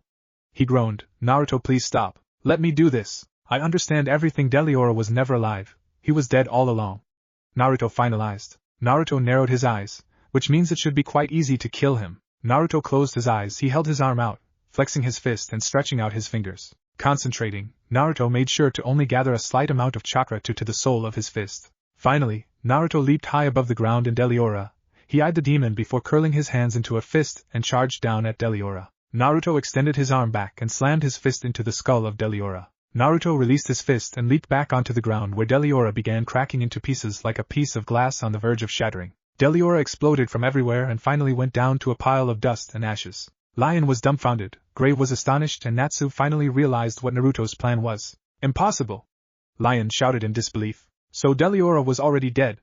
Lion said, realization hitting him hard. Naruto nodded. It took me a while. I sensed something off the moment I came down and saw the actual physical demon encased in ice. Gray's eyes nearly popped out of his eyes as he gaped in utter shock. Natsu grunted in confusion before finally fully understanding the situation. So, is that the reason why you wanted to really fight with Deliora? You already had a feeling, didn't you? Natsu said, amazement in his voice. So Naruto, you knew all along. You certainly are very clever. Gray muttered. Sorry for doubting you, Naruto. Natsu apologized. Naruto shrugged. It's cool. All while Lion sobbed in sorrow and disappointment. The ground rumbled and water leaked out of the temple like multiple waterfalls. What's going on? Happy wondered. I don't know. Lucy replied. For 10 years UR has gradually depleted the demon's life force. And what we just saw were nothing but its last dying breaths. My dream is dead, there's no hope now, I will never surpass UR. Lion choked as he punched the ground in fury. Wow, your teacher was pretty awesome. Natsu smiled. I freed you from the darkness, Gray, I've sealed it away forever. Gray broke down into tears. You saved my life again. Thank you, UR. Gray muttered. Natsu grinned. Naruto walked over to Gray, looked up and smiled. Masters are great, aren't they? Naruto said. Gray looked up at him in surprise. What do you mean? Naruto gave Gray a sad expression, his deep blue eyes full of sorrow, full of pain, and smiled. Naruto placed a hand on Gray's shoulder. Gray, I'ma need you to step back. Gray lifted a brow. Why? Just do it. Naruto said firmly. Gray nodded and stepped back, standing beside Natsu. Gray looked at Naruto in concern and curiosity. That look, for some reason it was full of pain and suffering, and those eyes, it's like they were drained of life. Something tells me this guy has gone through some serious stuff. Gray thought. What's he gonna do? Natsu asked. Gray shrugged. I guess we'll just have to watch and see. Gray said anxiously. Naruto breathed in a breath and closed his eyes. He stepped onto the water and stayed on top. Much to Gray and Natsu's shock once again. Holy hell! He can stand on top of water too. This guy is too much. Natsu awed. Gray nodded in agreement. Naruto bit his thumb and a hint of blood splashed out. He preformed a series of hand signs before slamming his palm down onto the water, and a series of markings appeared, marking the whole entire body of water in the area. Naruto then clasped his hands together, forming a tiger hand sign, seal of life. Naruto hollered. Gray and Natsu gasped as they noticed the water began drying up and it began to slowly form into the figure of a female body. Gray watched intently, eyeing the body. No way, don't tell me he's doing what I think he's doing, until finally, the female body formed into Master UR. Gray immediately teared up and Lion watched in utter shock. Natsu was completely dazed by what just happened. UR! Gray shouted, running over to her. UR looked over and smiled happily as she saw her precious Gray run over to her, ready to embrace her in his arms. UR held open her arms, welcoming it. And Gray, not giving a damn that she was completely naked, took her into his arms. Oh Gray! You're so grown up and big right now! UR smiled, all while Naruto stood up and smiled at the reunion, a small trail of blood leaking from his mouth. Naruto frowned. Damn, that used up more chakra than I thought. Natsu noticed the blood that leaked from Naruto's mouth. He looked over. Hey buddy, you alright? Natsu asked in concern. Naruto nodded. I'm fine, it's just my first time using the jutsu. So I'm not quite used to it and the amount of chakra it uses. But I am fine, don't you worry, Natsu. Naruto then struggled to stand up straight, nearly toppling over if it wasn't for Natsu. Thanks Natsu, I'm fine now. Naruto wiped the blood from his mouth. He watched the tearful reunion of master and student. Boy, does it bring him nostalgia. Naruto took off the kuzunaji from his back and handed it over to Natsu. Hold this for me, Natsu. Natsu immediately took it and swung it over his shoulder. Naruto then took off his large red sage coat, walked over to UR as she let go of Gray. He then gently placed the coat over her so that she would have something to cover her body up. Gray smiled at Naruto gratefully. Thank you, Naruto. UR smiled. What a strange incident, but what an honor to meet such a legendary figure. And you? You've done many great things and you've taught your students well. Naruto praised. UR looked at him admirably. Lion, who finally finds the strength to stand himself up, walks over to his fellow master and sibling student. UR, I'm sorry. Lion apologized guiltily. UR sighed. Oh Lion, come here. Lion quickly lunged at her, embracing her in sobs. I'm so sorry. I'm so sorry. Never again, I promise. Naruto chuckled before hearing the upbeat voice of Lucy calling out to them as she waved happily. Hey you guys. Erza and Happy followed along. Erza sighed in relief when she saw her team and Naruto safe and sound. Lucy, Erza and Happy both froze and their jaws dropped to the floor when they say UR. Naruto looked over and saw the girls speechless. He laughed and walked over to them. Naruto, what's going on? What happened? Is that UR? Erza asked. Yeah, I used a special sealing jutsu to bring her back and it turns out Deliora was already dead so it only took one hit in order to kill it. Naruto explained. I see. Erza said. Happy flew over to Natsu, happily cuddling into his arms. Natsu was pretty happy to see him as well, but as soon as he saw Erza, he jumped out of his spot and attempted to run away, but Erza immediately caught him effortlessly. Gray went over to Lion and helped him up, looping his arm around his shoulder. Grinning at him happily, glad that his childhood friend was finally coming to his senses. Here Naruto, your sword. Natsu said, walking up and handing back the kusanagi to Naruto. Thanks. Naruto was approached by Gray, Lion and Ur. He turned over to look at the happy trio as he swung the kusanagi onto his back. Thank you, Naruto. Lion thanked. Yeah, thanks, Naruto. I don't know how you are here, but I'll tell you something. I sure am glad as hell you are. Gray chuckled. No problem. So what's gonna happen? Are you gonna join Fairy Tail Ur? Naruto asked. Ur shook her head. No, I'm going to head back to the mountains. Thank you for bringing me back to life. You really are legendary. You aren't called it for nothing. Naruto chuckled and shook his head in modesty. You are legendary, sealing the demon away, managing to deplete this demon of its power, and saving your precious students. Ur titled her head in curiosity. She was no fool, she noticed the deep sorrow and sadness in Naruto's baby blue eyes. Something must have happened. Have you had any masters or mentors before? She asked. Naruto smiled sadly. Yes. He simply replied. Gray narrowed his eyes at Naruto. So what happened to them? But Gray dared not to ask, he knew not to beat on up unstable rocks. Erza and Lucy also noticed the little conversation between Ur and Naruto and like Gray, wanted to know more about Naruto. The group finally began walking out back to the surface. But Naruto had one final thing on his mind. Hey! He called. The group looked back at him with curious faces. What is it, Naruto? Erza asked, a little nervous crack subtle in her voice. You guys go on without me. I still have unfinished business to take care of. Don't worry about me, I'll be fine. I will meet you guys back up there soon. Naruto assured. Erza looked back at the group and sighed. Okay. Be careful. Naruto nodded. And with that the group went on without him. Meanwhile, Salty groaned as he opened his eyes, waking up to the horrible ache in his head and the painful bruise that he felt in his hips. Finally Salty's eyes were wide open. He saw himself still underground alone where Deliora was. He also noticed that the demon was no longer there. Instead, he only found the shattered remnants of Deliora. In rage, he slammed his fist into the ground and screamed in rage, very easily and much to Naruto's annoyance, disrupting his peaceful Zen mode, where he sat on top of the water, his legs in crisscross form, his hands pressed together in a meditation form and his eyes closed. Naruto sighed in dismay and immediately jumped to his feet and looked at the disheveled petite masked man sitting on the ground throwing an immature tantrum. Seeing that, Naruto couldn't help but chuckle at the stupidity he is seeing. You know, that's quite the tantrum you're throwing right there. He teased. Salty growled and turned over to see the blonde shinobi standing on top of water. Go to hell. I could say the same for you. Naruto said, coldness obvious through his tone of voice. Salty grunted. Naruto then began slowly treading over to the little man. And by the way, you can drop the disguise. Don't worry, your secret is safe with me, Mississippi. Naruto grinned playfully. Salty widened his eyes in shock. But how? I don't know what you are talking about. Don't you dare call me a miss, I am a man. Salty denied stubbornly. Naruto sighed. Well, anywho. I need you to do me a favor. TCH, why would I ever help you? Salty scoffed. Naruto looked at him with ice-cold eyes, his kind baby blue eyes turned to icy blue. Naruto walked closer over to Salty and bent down so he was level with Salty's head and he was face to face with him, his now ice-cold eyes staring at him. No sign of kindness was shown. Listen to me closely. You will use your powers to revert the now destroyed village back to normal. If you try anything suspicious, I guarantee you will surely regret it. Got that? Naruto said quietly, his tone deadly. Naruto's ice-cold blue eyes and his deadly tone sent shivers down Salty's spine. Out of pure fear of him, Salty nodded, his body trembling. Naruto then immediately smiled innocently at Salty and got up and gazed down at him. Naruto walked away, his back turned to Salty. Just to be sure you do exactly as I say, I will be watching you. I definitely do not trust someone like you. Naruto harshly as he looked back with a stingray eye. Salty only groaned in anger. So, who are you really? Naruto asked, his voice softening a little.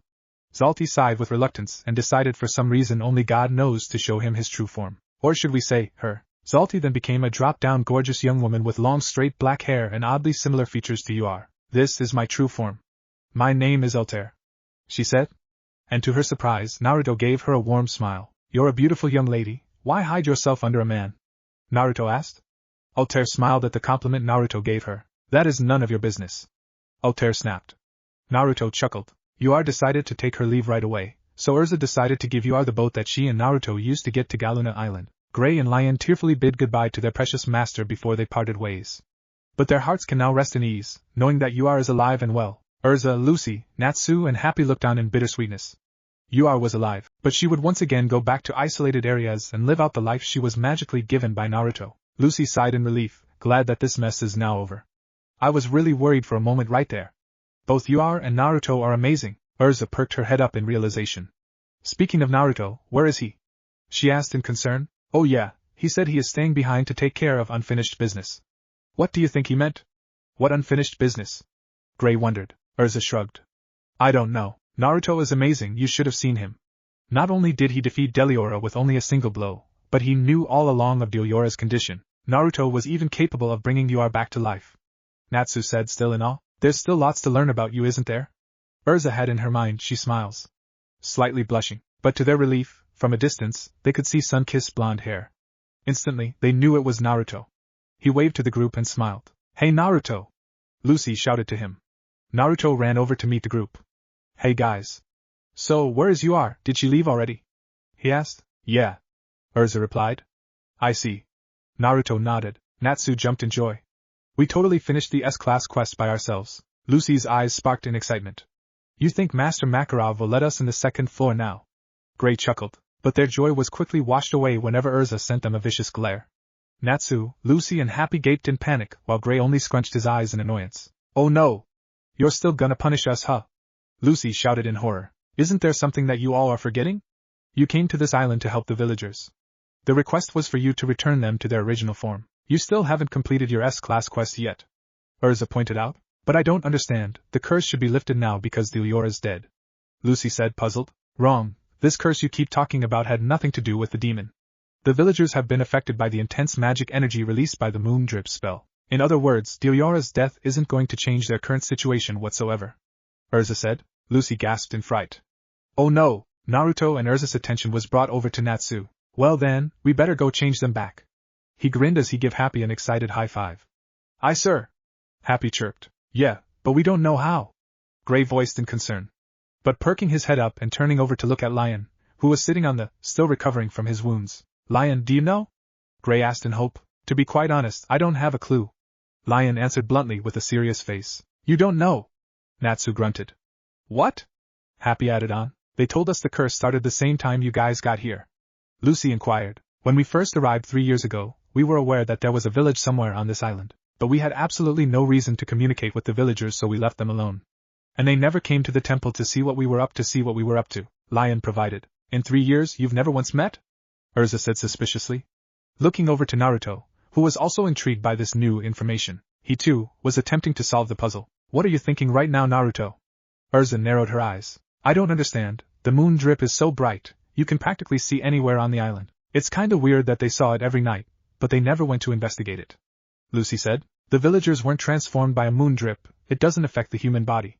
Lion let in. Naruto widened his eyes. This is getting more and more interesting. What? Erza gasped. Yeah right. You're just saying that so you and lackeys will be off the hook. Natsu revoked. Hold on Natsu, let's hear out Lion here. He may be right, he may be lying to us.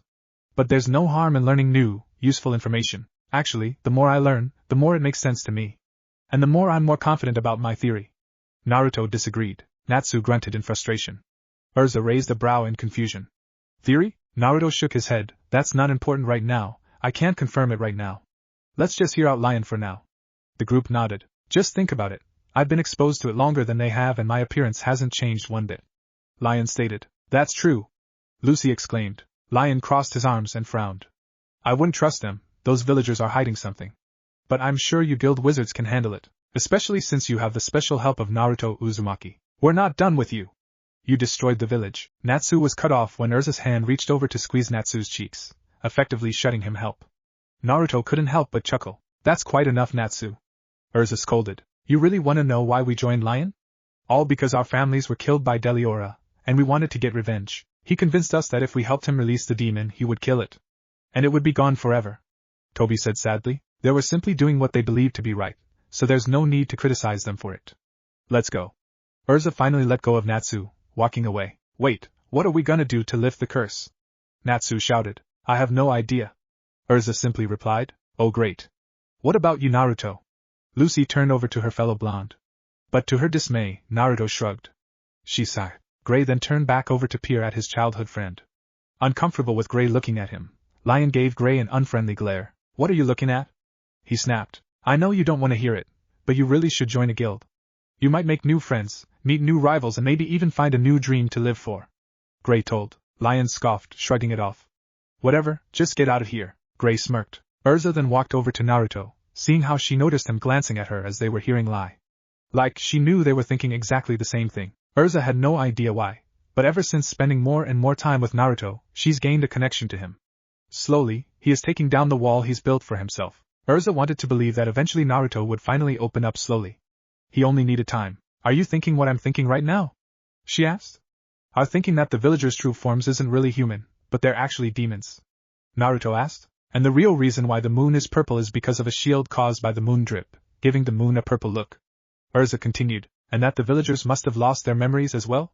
Naruto finished. He smirked and looked over to Erza, who grinned smugly at him. He was thinking exactly the same thing as she was. So is there a plan? Naruto asked. I was hoping you'd have one. No worries, I got it. Erza assured. Naruto nodded. That's weird, where is everybody? Happy wondered. You sure they came here? Natsu asked in doubt. Yeah, this is their camp. I wonder where they could have gone. Lucy said. Hello? Happy called out, attempting to call out to any stranding villagers. Naruto's lit up in hope. Could the villagers have gone back to the village? Did she really restore the village? You finally made it back. There's something you need to see. Please, follow me to the village. A villager cried in joy as he came running in. The villagers rejoiced in happiness, glad to see their precious village restored and back to normal. Naruto smirked. She really did it. Whoa! Are you kidding me? Lucy gaped in shock. Yesterday it was a total mess, but now it looks perfect. Happy noticed. What's going here? The village is back to normal. It's like it went back in time. Natsu shouted in baffle as he banged his fist against the village hut, still in doubt. Lucy deadpan. Now that it's fixed, you probably shouldn't touch anything. K Natsu? Natsu didn't that line very well. He turned over to Lucy in irritation. Are you saying I destroy everything I touch? Well, kinda. Lucy simply replied. Wait, back in time? Natsu perked. He put a hand under his chin, trying to figure out whether it was really Zalti that fixed the village. Was it him? Nah, it couldn't be. Unless he had a change of heart. Natsu trailed off but turned over and walked over nonchalantly. Ah, who cares? He blew off. Not me. Happy beamed. What are you talking about? Oh, I forgot about out stuff. Lucy suddenly realized. Again, Mocha sat in front of Bobo's grave, still unable to part himself away from it. Lucy saw and approached him slowly. Bobo's grave is back. I'm so glad, and I'm sure the chief must be relieved. Lucy thought in relief. You and your wizard friends used magic to restore our village, didn't you? Mocha said, twisting his head around to look at the busted blonde. Well sir, that's not. I can't tell you how much I appreciate it. However, I must now. When are you wizards finally going to destroy the moon for? Well, he blurted. Lucy had no words for him. Destroying the moon is a simple task, sir. Erza assured. Naruto came in beside her and nodded in agreement. I agree with her. What the did she just say that with a straight face? And am I going crazy, or did Naruto just agree to her idea? Gray said in awe. Maybe they both gone crazy. Happy inquired. But before I do that, I need to ask you all a few questions. Would you assemble everyone for a meeting? Erza requested. Let me make sure I have my facts straight. The first time the villagers took on these demonic forms was when the moon began to turn purple. Is that correct? Erza said. Yes, during the day we're fine. But when the moon comes out, we transform into what we see now. Mocha responded. And the moon first turned purple 3 years ago. Erza continued. Wow, has it really been that long? Villager 1 asked in shock. Yeah. Another replied. We've learned that the moon drip ceremony on this island every night for the last 3 years. And each night it produced a light so brilliant you couldn't possibly have missed it. Erza confirmed. Hey Erza, watch out. Naruto shouted in warning, quickly rushing over, just in time to catch Erza's wrist, preventing her from falling. Whoa, even Lucy's pitfall trap got Erza. If it wasn't for Naruto, she would have fallen. Happy said. Natsu and Gray only nodded. With ease, Naruto pulled Erza up and with the help of him, she slowly hoisted herself up from the pit. Are you okay? Naruto asked, looking into her eyes with big blue eyes. Erza's face dropped hints of a light-shaded blush. Why yes. Thank you, Naruto. Erza replied, slowly walking away from Naruto. So anyway, back to the subject. Didn't you all wonder where the light was coming from? Erza resumed. I don't understand. Why won't anyone investigate? Erza asked. The villagers began murmuring to each other. Sweat drops appeared on their faces. Well, we would have looked into it, But according to village lore, our people must never go near that temple. Mocha answered with a tremble. But who cares about village lore when your own people are dying? You obviously knew there was a problem because you contacted the magic guilds, Lucy said. There was a long silence. Erza gazed at the villagers and back to Naruto. He only glanced at her, encouraging her to keep pressing for the truth. Assuming that was his message, Erza continued on. Why don't you tell us what's really going? Erza demanded. To be honest, we don't even know that ourselves. Allow me to explain. We've tried to investigate the light many times. We take up weapons we never had to use. I trimmed and styled my sideburns, and then we ventured into the jungle towards the temple. But we could never get near it. We'd get close enough that we could see it through the trees, and suddenly, we'd find ourselves back at the village gates. Mocha explained. Lucy gave a look of concern. But how's that possible? It doesn't make sense. We got into the temple without problem at all. How weird.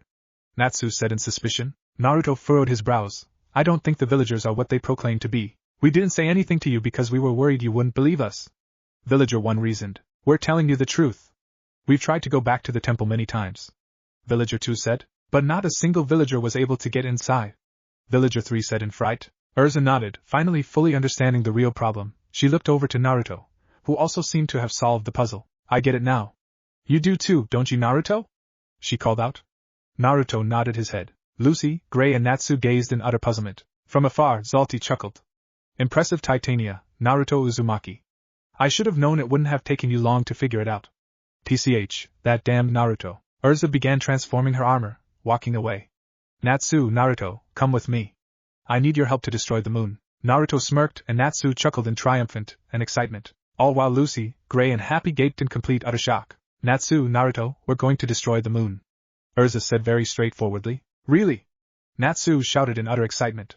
Naruto chuckled. However, Lucy, Gray and Happy only gaped in shock as their bodies shriveled, trembling. It's the only way we can change the villagers back to their human forms. Erza said. The villagers cheered in happiness. They're really gonna do it. And we get to watch it happen. A villager beamed. Right, and we're finally gonna be human again. Another exclaimed. Where do you think we should go? Do you think we should climb up to the temple? It's a lot higher from up there. Natsu grinned playfully. We'll do it from here. The villagers can't go near the temple and they need to witness this. Erza affirmed. I agree with her, and plus, I think I'm only here to assist you and Erza. Naruto bagged. I don't know what she's thinking, or what Naruto is thinking. I mean, there's no doubt she can do amazing things, and we still have yet to see Naruto's abilities. But even if so, Grace said shakily, what do you think they're gonna do to it? Lucy whimpered. This is exciting, huh? Happy said. More like terrifying. Lucy countered. This is giant armor. It increases my strength and allows me to throw farther. Erza explained, holding her hand out, armor clashing as it happened. A giant spear appeared and she gripped it with her gloved hands. And this is the Demoliva lance. It repels darkness. Naruto observed, knowing exactly what her plan was. Whoa! I see what you're planning now. You're gonna use that spear to knock the moon out of the sky. Natsu jittered with wide, curious eyes. Give me a break, that's never gonna work. All Gray, Lucy and Happy thought simultaneously. That's right, but I'm afraid I'm gonna need more strength than this armor can give me, so Natsu, I'm gonna need to use your fire power as a boost. Naruto, use any means necessary to assist Natsu in it. Got it? Erza asserted. Naruto nodded tightly. Whenever I throw the spear, I want you guys to hit the back of it with your powers. Now we're gonna have to time our attack, but I think you should give me just enough power to do the job. Erza added on. Sounds like a killer plan to me. Natsu grinned. Naruto smirked. I can't wait to destroy the moon. Erza knew Naruto had already figured out her plan. He is such a genius. She smirked at him and nodded. Then let's do it. Gray, Happy and Lucy looked, still very, very doubtful. They don't think they're really gonna pull this off, do they? Gray sighed. Well, I think they've totally gone off the deep end this time. Lucy shook her head. The villagers watched as Erza, Naruto and Natsu stood on top of a tower, gazing up at the moon. Preparing to destroy the moon. Actually, they really don't need my help. Natsu's fire power should be enough boost for Erza's spear, but since she wants my help, I guess I can concentrate a little amount of chakra into my hand and create more accelerating boost for her spear. Naruto thought out carefully. Erza then stood back, extending her elbow back as she aimed her spear straight at the moon. A magic circle surfaced. Now! She hollered. Naruto looked over to Natsu and smirked. You ready, Natsu? Natsu grinned widely. Hell yes. Together, the boys charged with Natsu's fist already lit up in flames and Naruto with his readied fist with gathered chakra. They simultaneously slammed their fists and palms against Erza's spear as she released it from her hands. It was more than enough to give the spear an amazing accelerating boost. It was so powerful, they caused a huge explosion on the spot as Lucy and Gray could only gape even more. What are they thinking? Lucy cried. They did it! Happy cheered. This is bad, Gray murmured as the three watched the spears shoot up into the sky along with the rest of the villagers and Mocha. Almost there. Erza narrowed her eyes. Naruto smirked. It'll work. Natsu's fire power was enough already. Natsu jumped in excitement and thrill as the spear finally nears the moon and strikes, causing a little crack to form. No way! Lucy and Gray hollered. However, as the moon seemed to shatter into the pieces, a layer of membrane-like material shattered instead, finally taking the purple appearance away from the moon. This, however, only caused great commotion among the group as villagers chattered and murmured. Lucy's eyes widened as realization struck her with tons of bricks. Gray appeared to have finally grasped the concept, while Naruto and Erza smirked at each other in triumphant. Good job, Erza. He complimented. Thank you, Naruto. Lucy held out her hands, attempting to feel or get a graze at the pieces shattering. It wasn't the moon that shattered, it was the sky. What the heck is going on? Natsu questioned. Naruto chuckled and looked over to Erza to allow her to explain the current situation. A noxious membrane was covering the island as a result of the spell, Erza revealed. However, Natsu still seemed quite confused. The moon drip released evil energy in the form of a gas, then it crystallized and formed an invisible shell around the island, Erza added, and thus giving the moon an eerie purple appearance. Naruto finished off. He formed a theory after Lion gave the group a lot more insight about the situation, though he was still unsure of it. So, he remained silent and simply went with whatever Erza was planning. At long last, the villagers began glowing, as a sign of finally reverting back to normal once and for all. Now that the shell has been broken, everything will to how it was 3 years ago, Erza affirmed as she smiled. However, despite what Erza said, the villagers still remain demons, putting them in confusion and panic. What's wrong? They're not transforming. Gray panicked. Oh no, Happy whimpered. That's because this is their true forms. The moon drip never had any effect on their appearance, Erza began. But it did with their memories, Naruto added. What do you mean? Lucy asked. They think they're humans who have transformed into demons. But it's the other way around, Erza replied. Wait, so you're saying they're really— Lucy didn't bother to finish that question or sentence. Gray stepped back a bit nervously. Yep, you got it, Erza responded calmly. Lucy and Gray jumped in shock. The villagers have always been demons, Erza added. Natsu nearly gagged, eyes almost out of his socket. Lucy cried, stumbling to the ground as she attempted to take the unlikely news. Hey, is that true? Gray shouted in denial. Well, yeah, maybe. My memory is a bit hazy. We'll look pretty human when you met us, didn't? A villager said in questioning. Yes, that's because you all possess the ability to transform into humans, Erza cleared up. False memory can lead you believe in false things. They lead you to believe that your temporary states were actually your true forms. Naruto continued. But in reality you were demons who had fallen victim to the moon drip's side effects. Erza finished. Lucy perked in curiosity. Hold on, how come Lion and the others weren't affected? I assume it's because they're human. As far as I can tell, demons were the only ones susceptible to the memory loss. Both me and Naruto realized the real problem as soon as the villagers told me they were unable to go to the temple. Although Naruto had already formed a theory on it, he just didn't tell us because he wasn't sure if it was truly right. The moonlight collected there was sacred, therefore creatures of darkness couldn't go near it. Erza let in. You're quite the detective. I knew I could trust you and your friends. A familiar voice came as footsteps neared them. Lucy and Gray turned, only to pale when they see who it is. Thanks, wizards, I owe you one. Oh wait, in the case of Naruto and Shinobi, Bobo said. Lucy and Happy huddled in terror. Gichotsd, you're the guy from the boat. Gray pointed. Natsu gasped. Mocha struggled to breathe as a 2-syllable word croaked out of his mouth. Bobo, but I thought you were. A villager began. A stab in the chest can hurt pretty bad, but you gotta do more than that to kill a demon. Bobo cackled. But on the boat you just disappeared into thin air. Gray stumbled. Bobo then whooshed out of sight, frightening the three furthermore. Bobo floated in the sky with his own pair of bat-like wings. I really hope you kids can forgive me for not telling you the truth sooner, Bobo said apologetically. He can fly. Gray trembled. I was the only one who didn't have a memory loss. I had to leave because everyone went nuts. I knew I was a demon, but suddenly, everybody thought they were cursed humans. Bobo cackled again. Mocha looked up at him, eyes eventually forming tears. Bobo, he then sprouted his own pair of wings and flew towards Bobo in pure joy, embracing him tearfully. I'm glad you finally snapped out of it, Pops. Bobo smiled, wrapping arms around his father's thin frame. The villagers, who seemed to have finally regained their lost memory, looked at each other before smiling, sprouting out wings to join the emotional reunion, and cheered. The fairy tale team looked on in relief and happiness for the villagers. Yup, they're definitely demons, Erza added in playfully. Naruto's face warmed. Speaking of demons, how are you guys doing? Sorry if I haven't been speaking with any of you lately. Kurama chuckled. It's really great to see you back in action again, Kit. Yeah, it fits you better. It's not like you to stay inactive for such a long time, Gyuki said. I can't believe you were missing out on so much. This world is so different, and I can tell it has more to offer. Especially with this guild.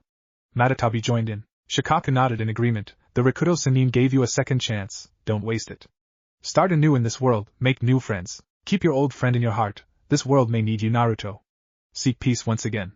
Be the Naruto everyone loves and admires. Naruto chuckled, whatever you say, guys. He was brought back into reality when Natsu added on to Erza's quote. I don't know, if you look at their faces, they kinda look more like angels to me.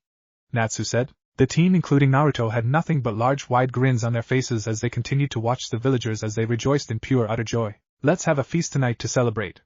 It will be a demon party. Mocha cheered. I don't know if I'm rowdy enough to party with demons. Lucy said sheepishly. Me either. Happy said. It certainly was a feast, plates and plates of food on the tables. With villagers munching and chatting in delight. Despite the monstrous amounts of food laid out on the table, Natsu decides to replenish his strength by consuming fire, while Gray isolated himself into a quite little area, enjoying and sipping his soup contentedly. How are you doing? You're sure looking a lot better. A female demon villager approached. Gray looked puzzled. Do I know you? Maybe this will help, she said, reverting herself to her human form. Stirring up memories as Gray finally remembered who she was. I remember you, he said. The girl smiled. I look a lot different, huh? Yeah, Gray uttered. Another bent down beside him, face flushed and eyes batting fiercely. Just so you know, every girl in this village has fallen for you because we think you're the coolest guy ever, she exclaimed, and another approached and bent down on the other side beside Gray. Her hands clutched together, eyes also batting fiercely. Yeah, she's right. We think you're super awesome, Gray, she gushed. But you think we're cuter in our human forms, don't you? A third girl demanded. Gray was overtaken by the girls and struggled to get words out of his mouth. And no, that's not necessarily true. I think you ladies look fine the way you are, he managed to get out. To his relief and shock, wooed and fell over in thrill. You've got to be the sweetest guy I've ever met. The first girl jested. You know just what to say to a girl. The second added. Let's do the demon wiggle-waggle dance. The third giggled. And so the three took Gray and dragged him away as Lucy couldn't help but giggle. It looks like someone's getting a lot of attention from the ladies. Lucy cooed. Naruto chuckled. He'll scare em off sooner or later. Happy said. Well, I have to admit I was wrong about humans. Mocha said suddenly, catching the attention of the fairy tale team and Naruto. All of these years we've chosen to hide from the outside world, we were so afraid that others would judge us by our appearance. Mocha said. Erza smiled. It reminds me of Naruto, he remained hidden from this world for 1 year. Never knowing of what was going on outside of that forest. I remember it took me a good 2 days to finally find him before a day later managing to talk to him. Except, we don't know of the reasons why Naruto chose to remain hidden. You know that curse? That was just a rumor we spread so no one would come to the island and bother us. Bobo joined in. Well, it worked, because the sailors at the harbor were terrified. Nobody wanted to come here. Lucy said. I know, and it's a shame. But after meeting you, we've changed our minds. You've restored our faith in humans, and now we're not afraid. We're ready to go out and befriend people from other lands. Mocha said in confidence. That's good. Friendship is a beautiful thing. It's an emotional bond that transcends one's physical appearance. Erza smiled warmly. Naruto, Lucy, Happy, Bobo and Mocha grinned with equal warmth. Naruto smiled. The tailed beasts are right. I really have been missing out. Erza noticed it, who couldn't but also smile in happiness. I hope you join Fairy Tale Naruto. From atop a cliff, Toby, Yuka and Sherry watched from a distance. Toby groaned. Are you really gonna go down there? I really don't have a choice. It'd be wrong to leave things the way they are now. You just stay here with Cold Emperor Lion, okay? Yuka said. Toby only whimpered in response. We have to do this. It's all in the name of love. Sherry stated. As footsteps approached, the villagers' chatter and delight was slowly brought to silence and concern. Seeing as they are getting a visit from Sherry and Yuka, which they all knew well were allies of Lion the Cold Emperor, the two stood and looked on sternly. While the villagers expressed their concern as they whispered and chattered, Gray noticed and frowned. What do we do? A girl asked in fear. Don't worry, I'll take care of it, Gray assured. Erza looked over to Naruto, they both nodded at each other, and stood up together. Deciding to confront Yuka and Sherry together, Mocha sat in silence and observed. Natsu stopped his fiery feast and turned his attention over to the unlikely guests. As Erza opened her mouth, Naruto held up a hand and looked at her. As if telling her to allow him handle things for a change. Assuming that's what Naruto is trying to tell her, Erza nodded. Naruto stepped away from the table and went over to confront their guests. Lucy looked on intently. Yuka and Sherry tensed. Naruto remained calm, stood perfectly still with a calm expression and hands tucked comfortably inside the pockets of his pants. Hello, is there anything we can possibly help you with? Naruto asked passively. Erza narrowed her eyes as she watched. Well, you fairy tailors are pretty tough. The Cold Emperor is so banged up he couldn't even make it down here. As for you, Naruto Uzumaki, you are something else, Yuka said with a smug smile. That's why we've come to pay you a visit in his place. Sherry said in a deadly tone. Immediately, Lucy stood up.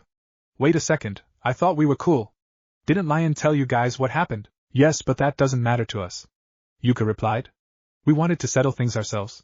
Sherry added. Naruto frowned, immediately noticing something off. Natsu ran up, flames lit and ready. All right. Let's go, he said in delight. Wait, Natsu. Bobo stopped. Natsu and Naruto looked over. Thanks, but we can't keep relying on you. So let us fight them, Bobo demanded. He's right, we've got these clowns. Another villager backed him up. If we want to keep our village safe, we've got to fight to protect it. A third one joined in. Normally I would agree with you, gentlemen. But I think it's best I handle this, Erza suggested. Erza then walked up and stood beside Naruto. We meet again, Titania of Fairy Tale. You gave dear Angelica quite a beating earlier, Sherry taunted. You seem like a worthy opponent.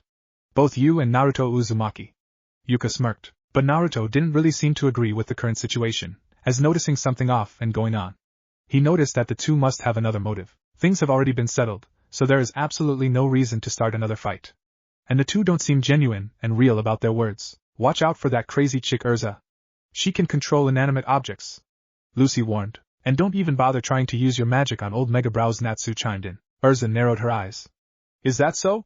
In that case, I'll just do the old-fashioned way. And she charged at them, extending her elbow back, balling her hand in a fist, ready to take them out with old-fashioned hand-to-hand combat. But before she could do anything, Naruto charged along, but not to assist her. Instead, to stop her, Naruto slipped in front, catching Erza by surprise as she is unable to halt herself.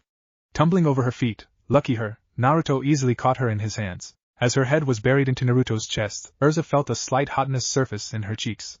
She soon found herself blushing. Are you okay, Erza? Sorry for taking you by surprise like that, I didn't mean to.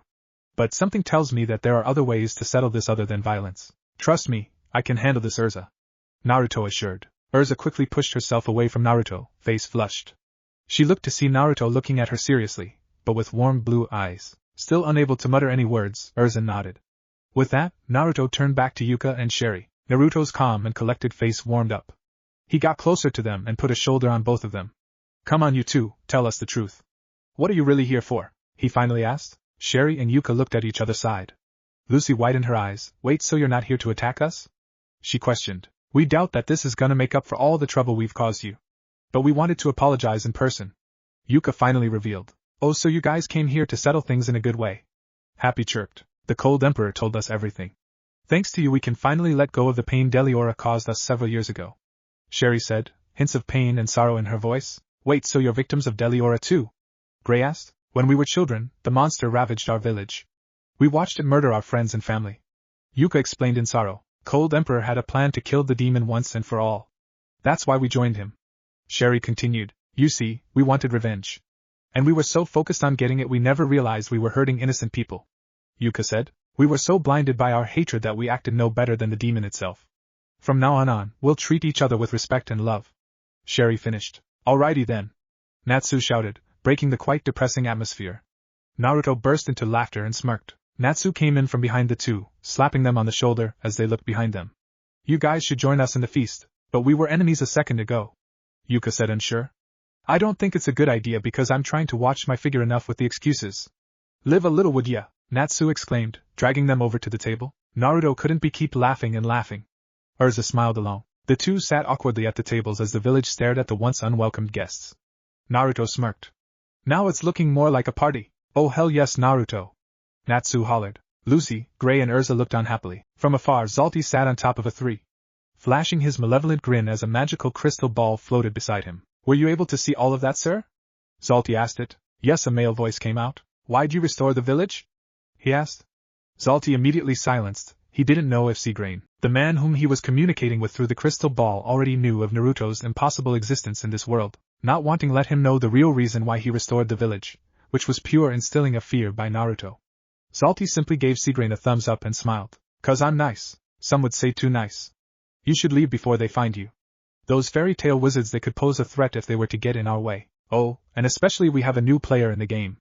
And he is quite the powerful one, Naruto Uzumaki, Seagrain warned with a smirk. As if wanting the trouble, Zalti chuckled, taking off his mask and reverting back to her true form. Altair stood up in the tree, gripping the ball in her hands. That's true, she furrowed her brows. That damned Naruto Uzumaki. It was morning time already, but that didn't stop Natsu from stuffing more fireballs into his mouth. Where did Eyebrows and Love Girl go? He asked. Like typical party guests, they stuffed their faces and took off. Happy replied. Lucy was bent down, eyes wide and blinking. She titled her head. I think it's gonna leave a scar. Gray sighed. Whatever, it doesn't matter to me. On your face.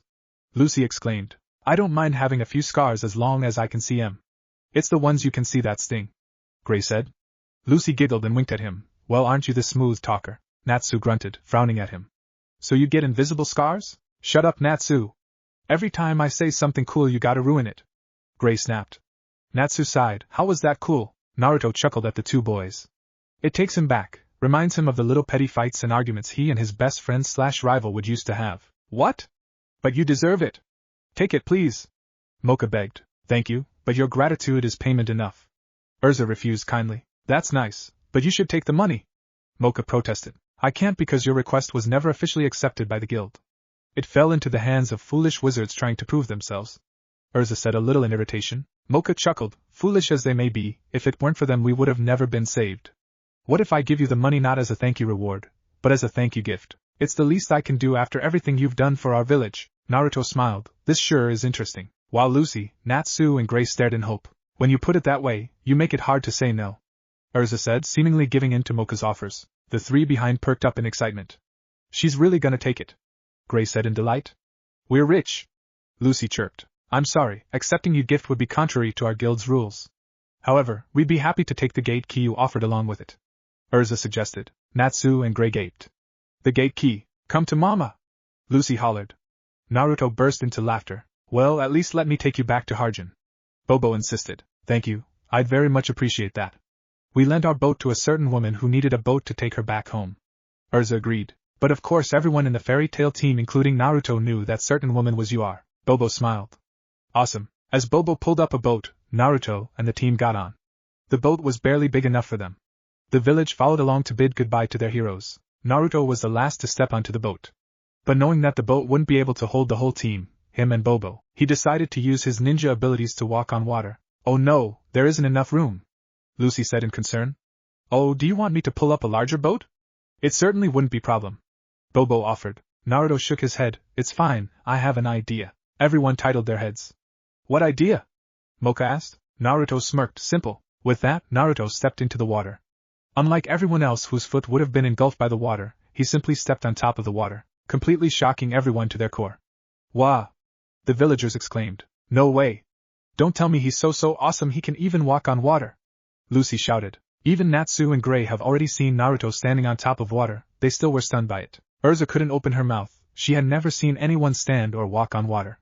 She had never seen any magic that allowed a wizard to do so. I guess it's just an ability of ninjas. And since Naruto is a shinobi, he mostly likely is gonna be able to do it as well. As they began setting off, the villagers waved them goodbye. Goodbye. Be sure to visit someday, Mocha shouted. Lucy stood up, unsteady at first but managed to wave back at them and smile warmly. You betcha. Eventually, they set off far into the sea. But the villagers continued to wave them off, muttering sweet nothingness at them. Naruto followed along, turning his back to them as his hand remained in the air and waving. He smiled in satisfaction.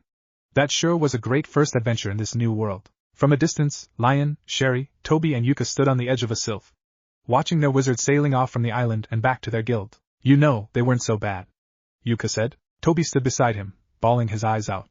Guys, I'm not crying, I just got something in my eye. Yeah? You could have fooled me, Yuka teased. Sherry looked over to Lion in concern. Are you okay, Lion? You never got the chance to say goodbye to your friend and give him your love. Lion smiled calmly. It's fine. You two were in a guild once, what's it like? He asked as he gazed at the sky in serene. It's quite a shame that Deliora didn't work out, Altair noted. Yes, it is unfortunate. But we had no way of knowing that the demon was already dead.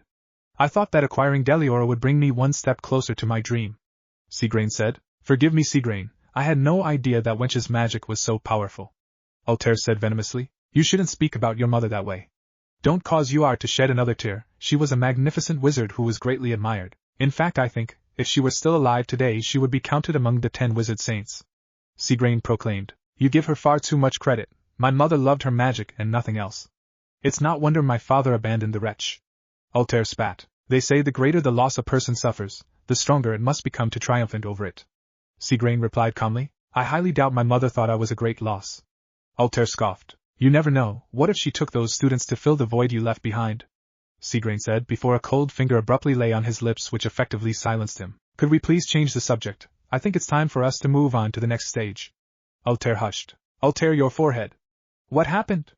Sigrain suddenly asked, noticing the little bulge in her forehead. Altair widened her eyes before screaming in horror. That damned Naruto Uzumaki. He headbutted me so damn hard. Sigrain laughed. That certainly is a delayed reaction. So Naruto Uzumaki, you said, is he what the legends describes him to be? How powerful is he? Sigrain asked a little more seriously. He was very powerful, and I'm assuming we haven't seen him in full power yet. He easily knocked me unconscious with a simple headbutt, Altair answered as she clutched her forehead. Interesting, how he is here is beyond our knowledge. But that certainly makes things a lot more fun. Sigrain smirked evilly. We're home. Natsu cheered. Aye, sir. Happy chirped. I'm bummed, all that time and hard work for some lousy gate key. Gray said depressingly. Naruto chuckled. Yeah, and that S-class reward was big-time money. Happy added. Well, I'm sorry, but it wasn't an official job. Just be glad you got something. Erza said. She's got a point. Now quite you're complaining. Lucy said. That's pretty easy for you to say, you got a reward. Can we sell it? Happy asked. How could you even suggest that, Happy? You guys just don't get it. They're hard to come by. Sure, there are lots of silver gate keys, but they're only 12 zodiacs. And I'm lucky enough to have 5. Lucy said delightfully. It's too bad they're all crazy. Natsu teased. Naruto laughed. You had better watch your mouth, you punk. Me and my celestial spirits are gonna be stronger than you someday. Lucy warned. So, which one of the zodiac keys did you end up getting? Gray asked. Naruto wanted to know too. There are quite a lot of things different about this world. It's Sagittarius the Centaur. Lucy smiled. It's a horseman. Gray jumped. Well, yeah, Lucy replied. You're all so carefree. It's almost as if you forgot we face punishment in the guild. Erza interrupted, breaking the happy atmosphere. Naruto completely forgot about punishment too. But why? Natsu asked frantically as the three jumped in Naruto and Erza's faces. Everything worked in the end. Can't we just forget about the whole punishment thing? Lucy said. You're right, everything worked out, but only because me and Naruto came here to finish the job none of you are qualified to do. Stealing an S-class quest is a serious offense, Erza affirmed. Naruto sighed. He would have just let it go. He demanded for dangerous missions back in the Leaf Village as well. We said we're sorry. Lucy whined. Erza sighed, looking over to Naruto, hoping he would have an answer. But Naruto only gave Erza a shrug. As long as you promise never to do it again, then I don't think you need to be penalized by the guild. However, unfortunately I don't have a say on that. Your fate is in Master Makarov's hands. So I'm sure you'll face punishment. Erza said bluntly. Lucy, Natsu, Gray and Happy's faces held terror. Naruto sighed. Oh boy. Now I'm scared. You think he's gonna make us do that? Happy trembled. The group silenced before Gray bent over in terror. Just kill me now. I don't think I can live through that again. You guys are freaking me out. Lucy cried. Don't let him scare ya. I'll talk the old man out of punishing us. That guy loves me. Natsu assured. I don't know if you should do the talking, Lucy said in doubt. Natsu, you can't talk your way out of this one. Good luck with that, Erza chuckled malevolently. Natsu's face dripped with sweat, frightening her to the core. Even Natsu is scared. Naruto couldn't help but laugh. Yes, it was so wrong too, but it was so funny. No, save me! Natsu shouted as Erza dragged him along. Lucy turned over to the Gray, who was still huddled up in trembles. Unable to hold it in, she hollered. Will somebody please tell me what that is? I totally freaking Naruto shook his head. You shouldn't have taken the quest. What? If rinne-sharingan Naruto get banished in Fairy Tail? And thanks for watching my video till the end. If you enjoyed this content, then do consider subscribing to my channel. And leave a like if you guys need the next part. Comment down and thanks for watching the video and see you guys in the next video.